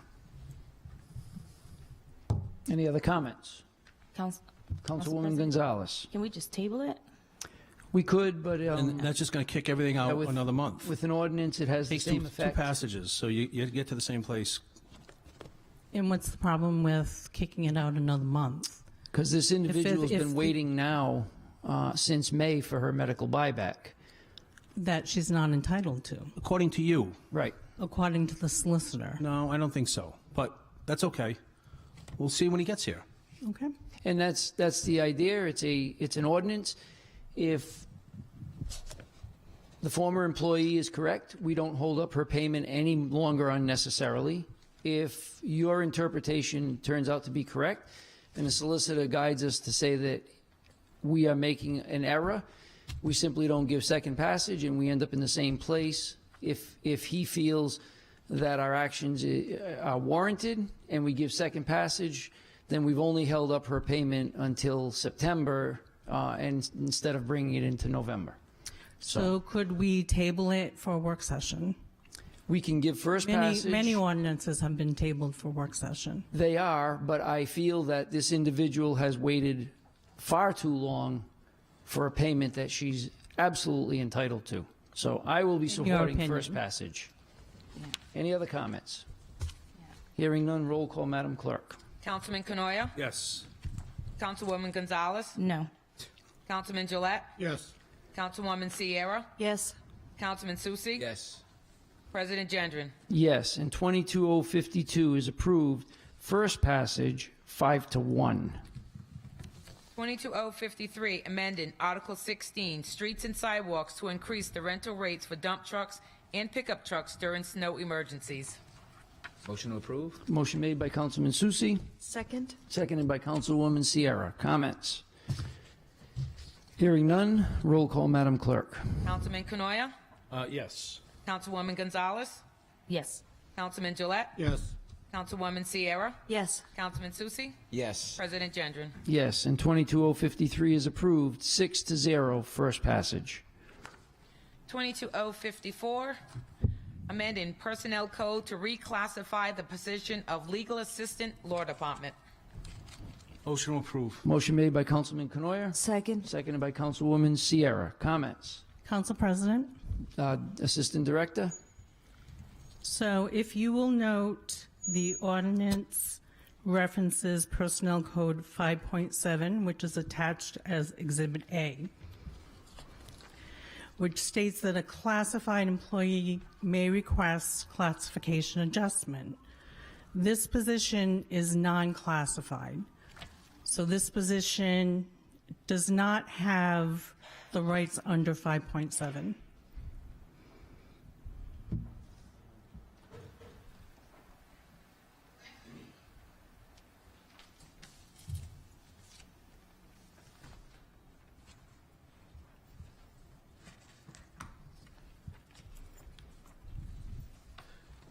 Again, this is, and I see what you're saying, Cindy, but this is this is the whereas clause that's saying that, which is quite frankly superfluous. And unfortunately, the solicitor's not here, so again, we're running out of time on these things. So I'm gonna support this, and your issue can be certainly brought up, and if that's the case, then it won't get second passage. Well, why wouldn't we table it for clarification from the solicitor? Because this came from him. It did. It did. It did. It came from him. So I'm assuming he was comfortable with it. And I don't want to, this will end up getting kicked out till the end of October, whereas if we pass it, he's here at the next meeting, he can clarify it. If there's an issue, it's done.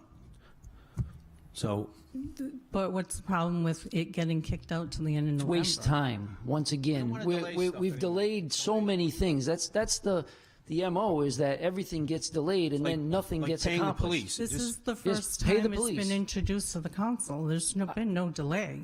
Well, no, but it's, we don't wanna we don't create a have delay. to delay it. If we give it first passage and the solicitor says that there was an error, we either we amend it and give it a new first passage, we withdraw it and it goes nowhere, or he says it doesn't matter because it's only a whereas, and we give it second passage, and there's no harm, no foul. But there's absolutely no reason to waste more time when the outcome is exactly the same. It will go nowhere if he says that it's not written properly. He wrote it. I'm assuming that he knew what he was putting the paper, and if there's an error, we'll have to amend it and we'll move forward with it next time. But it's And are you aware that to add a new position to the classification plan per personnel ordinance requires personnel board approval? he did not tell me that. Yes, it does, and he Okay. should have been aware of that. Okay, he should have told me if that was the case. So again, we'll Subject to their approval. yeah, we can you know what? Let's make that amendment right now. So that at least we don't have to amend it on Monday, the next meeting, and it'll become first passage again.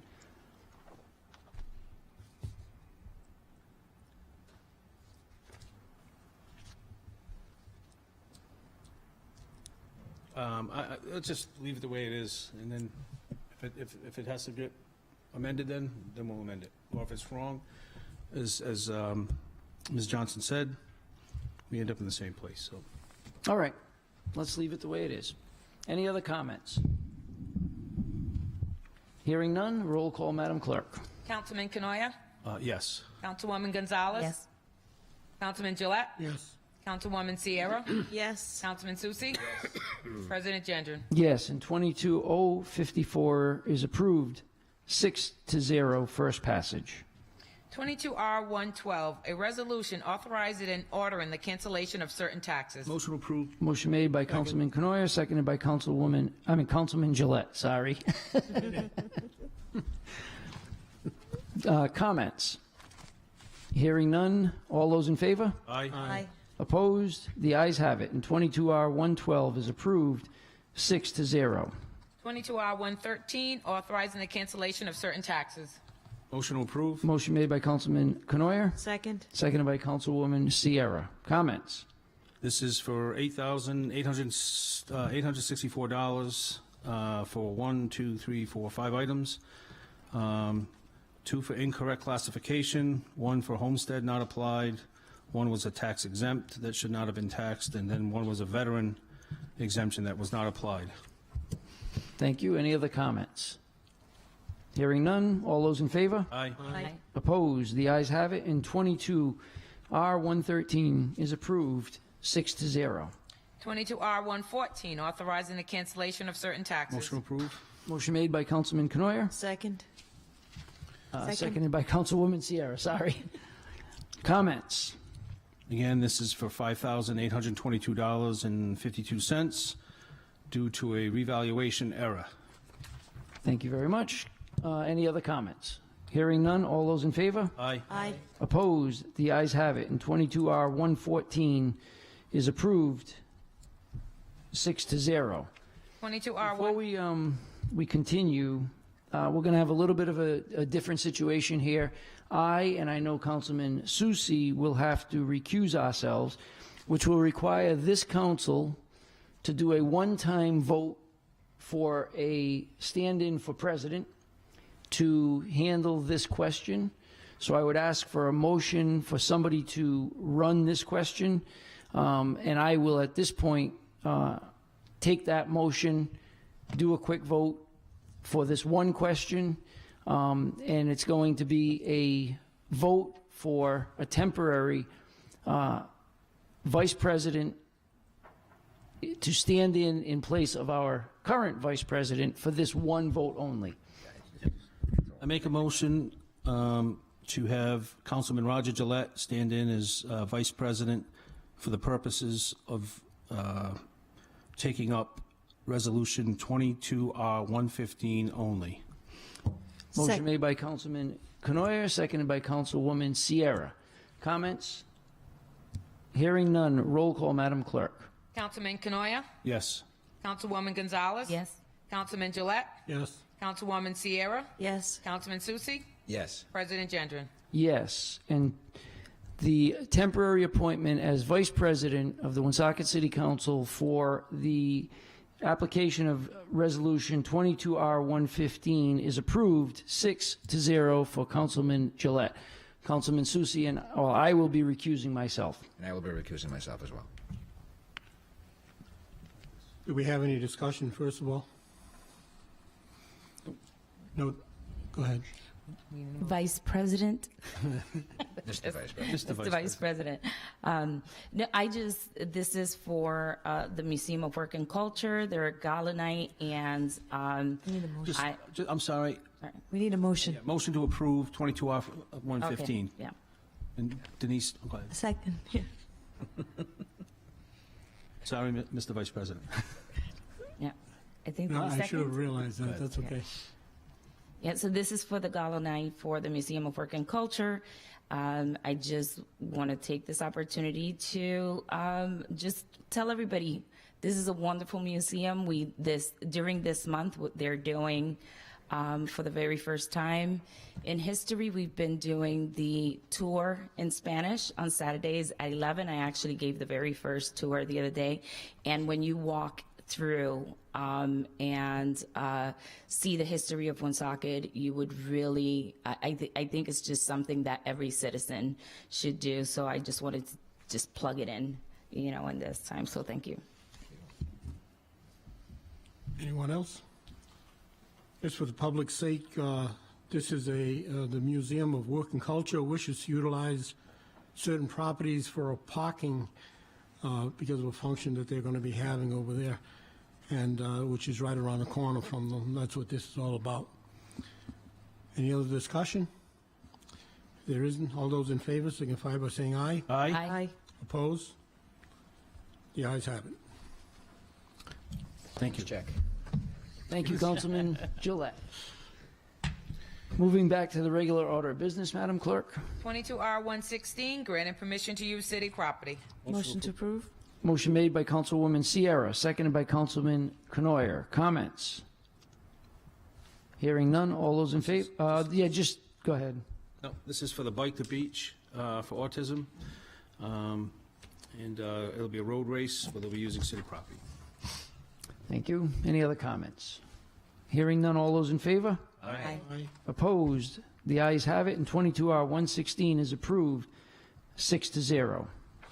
22R117, granting consent to JG Remodeling LLC to apply for and receive a building permit to construct a two-family dwelling on Woonsocket Assessors Map C3, Plat 14R, Lot 410, 421, also known as Lot 410, or 0 Cato Street, Woonsocket, Rhode Island.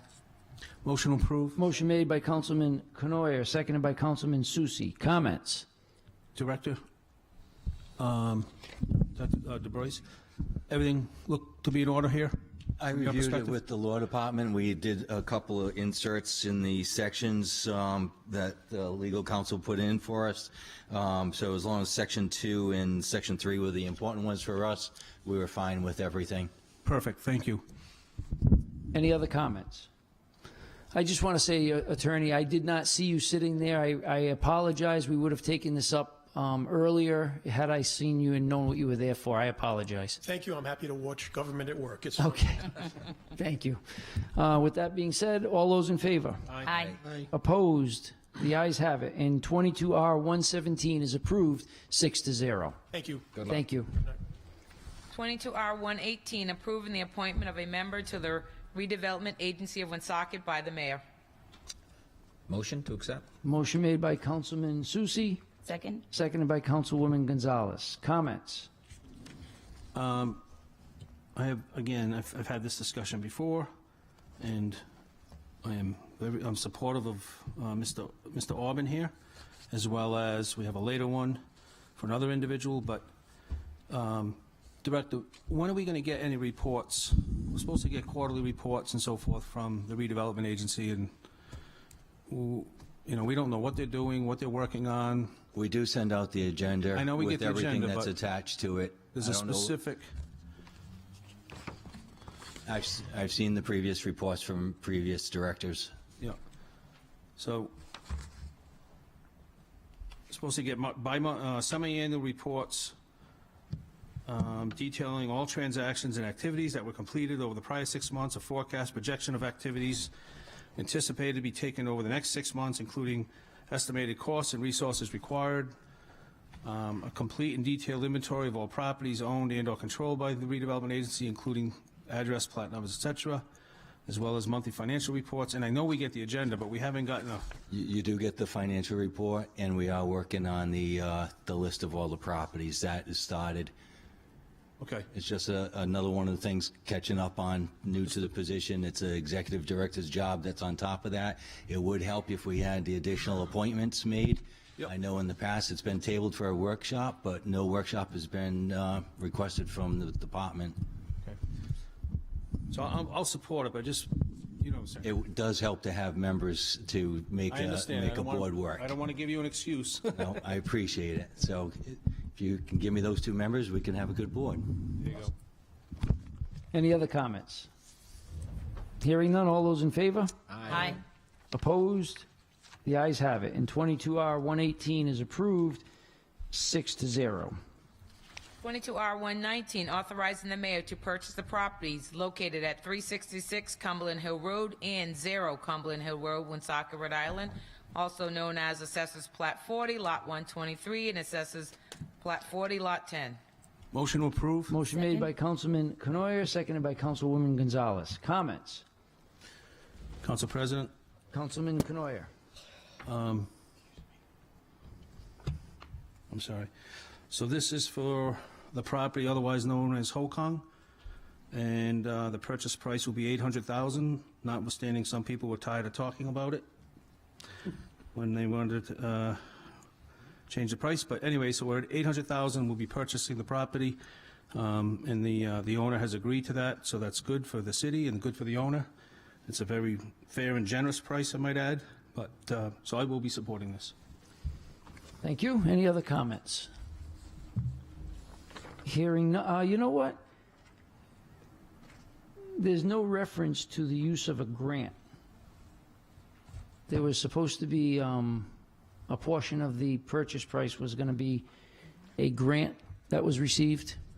That's correct. And if I've got the number right, it was $312,500. So I'll make a motion. Council President, you're exactly right, because we had to deal with that on one of the properties we had tonight. We weren't able to make the payment, so we don't want this to get hung up on the rocks either. Good. So I'll make an amendment to the end of section 1.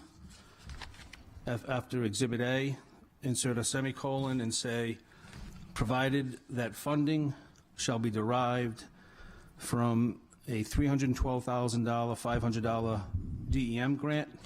Can I just ask that I can't 100% say that that's what the number is. I know what it is. It is. It is? Okay. Yes. Yep. Your memory is perfect. All right, good, thank you. So again, provided, excuse me, because the $312,500 was half of the appraised value of $625.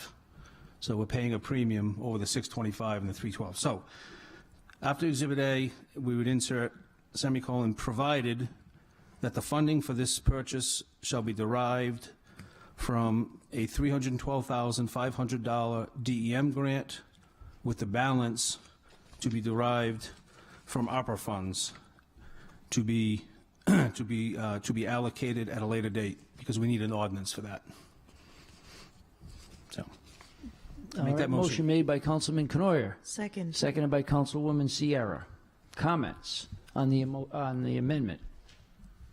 Hearing none, all those in favor? Aye. Opposed? The ayes have it, and 22R119 is amended 6-0. On the main motion as amended, comments? Hearing none, all those in favor? Aye. Opposed? Nay. Yeah. Nay? Okay, thank you. Let the record reflect that Councilwoman Sierra voted no on 22R119, but it passes 5-1 as amended. 22R120, authorizing the Director of Public Works to sell gravel and fill from Cass Park for recreation complex. Motion to approve with discussion. Motion made by Councilman Second. Canoyer, seconded by Councilwoman Gonzalez. Comments? Council President. Councilman Canoyer. Again, I won't be supporting this. And that's not because I don't support putting an athletic field at Cass Park. That's how it'll be described. But we just supported purchasing the Hookah property. And, I still want to have a work session to further discuss this, and I appreciate the director's tenacity on this, and I respect his opinion. He knows I think the world of him, but I can't support this right now. We have a plan from 2017, the Cass Park Master Plan, that lays all this out, and I still need to get a clear understanding why we are not simply renovating what we have, which is to resurface the John R. Dion track, put in a synthetic field there, put in the stands, update the lighting, and again, with all due respect, I've heard first that the track was not the same size as the track in North Smithfield, because we've made references to North Smithfield's beautiful complex that we could have something similar. But in fact, the tracks are exactly the same, and the director was kind enough to take time out of his Saturday, his day off, to visit with me both at the Woonsocket track and the North Smithfield track, and we had a good time. We measured it completely after he watched me slip and fall on the ice. But they're exactly the same size. And then I heard that there's no room for bleachers, and if you look at the North Smithfield and you measure it, there's absolutely room, and in fact, the very detailed plan that was approved, I believe, by the planning board from November of 2017 called for 880 seats, bleachers on the right-hand side, and 200 some odd seats, 280 or some 200 some odd seats on the opposite side. So I'm struggling with the whole notion of tearing up the park when we can, frankly, from my perspective, follow this comprehensive master plan that was put together by the administration, not by Jim Canoyer, not by the city council, but by the administration. Very clearly delineates everything that was going to be done, and we can accomplish the, quote, complex and get everything we want, at least 95% of what has been discussed, without having to tear up the park and sell the gravel. And yes, the gravel will generate some revenue, and I have confidence in the director's views and opinions on that. But the reality is, until we put a shovel in the ground, we don't know exactly how much gravel we're going to monetize out of the gravel. And I don't think we need to go down that path. We have everything we need in this plan. So I will not support this at this point. I'm happy to have that discussion if we can do it in a meeting as opposed to on WNRI.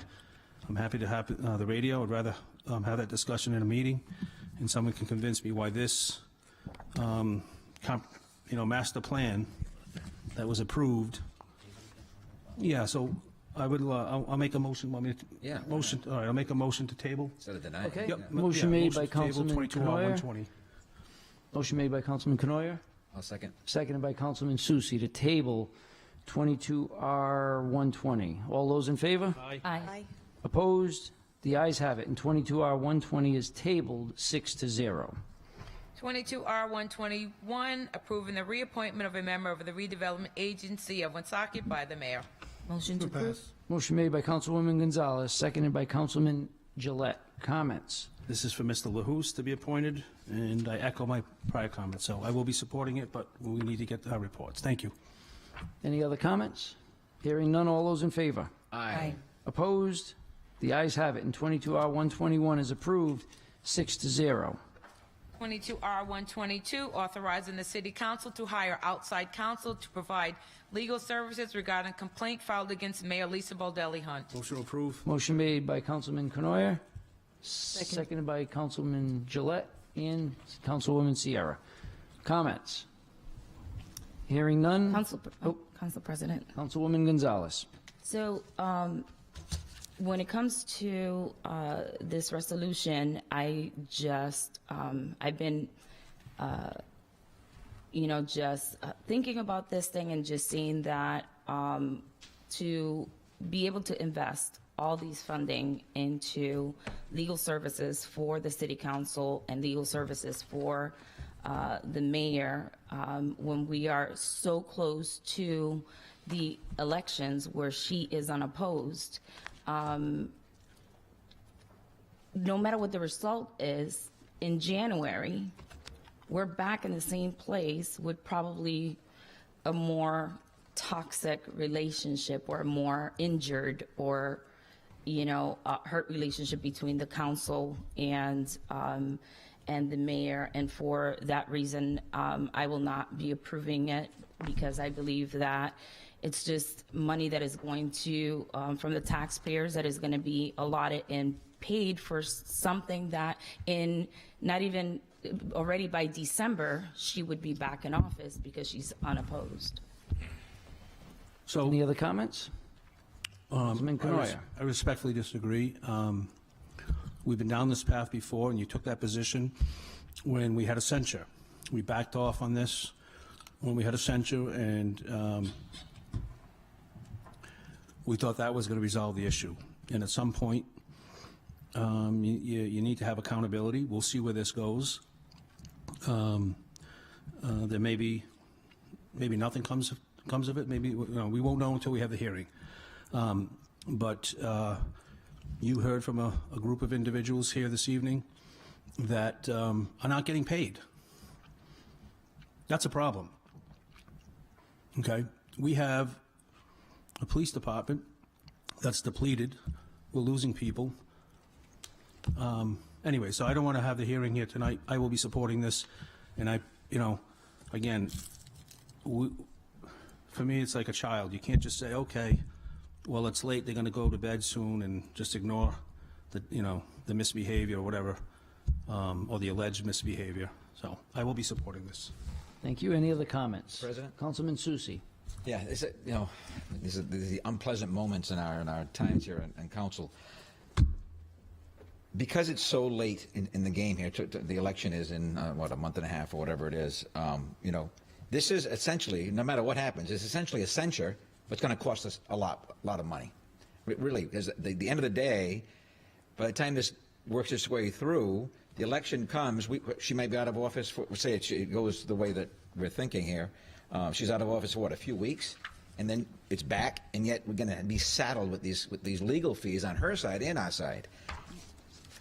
We talk about money, we talk about, people's burdens and so forth. I think this is wasted money at this late juncture because there's just not enough time to make it worth anything, right? If it was at the beginning of someone's term, well, that would be 2 years when we'd have, something to talk about. But this is a matter of a couple weeks, a few weeks at most, and one of us you'll probably be the acting mayor if it happens. I'm not sure what it gets us. I'm not sure, besides already what's obvious that we're not, happy with what she's done or what she's not doing, to just saddle our taxpayers with, I think, needless legal fees at this late juncture, I can't support it.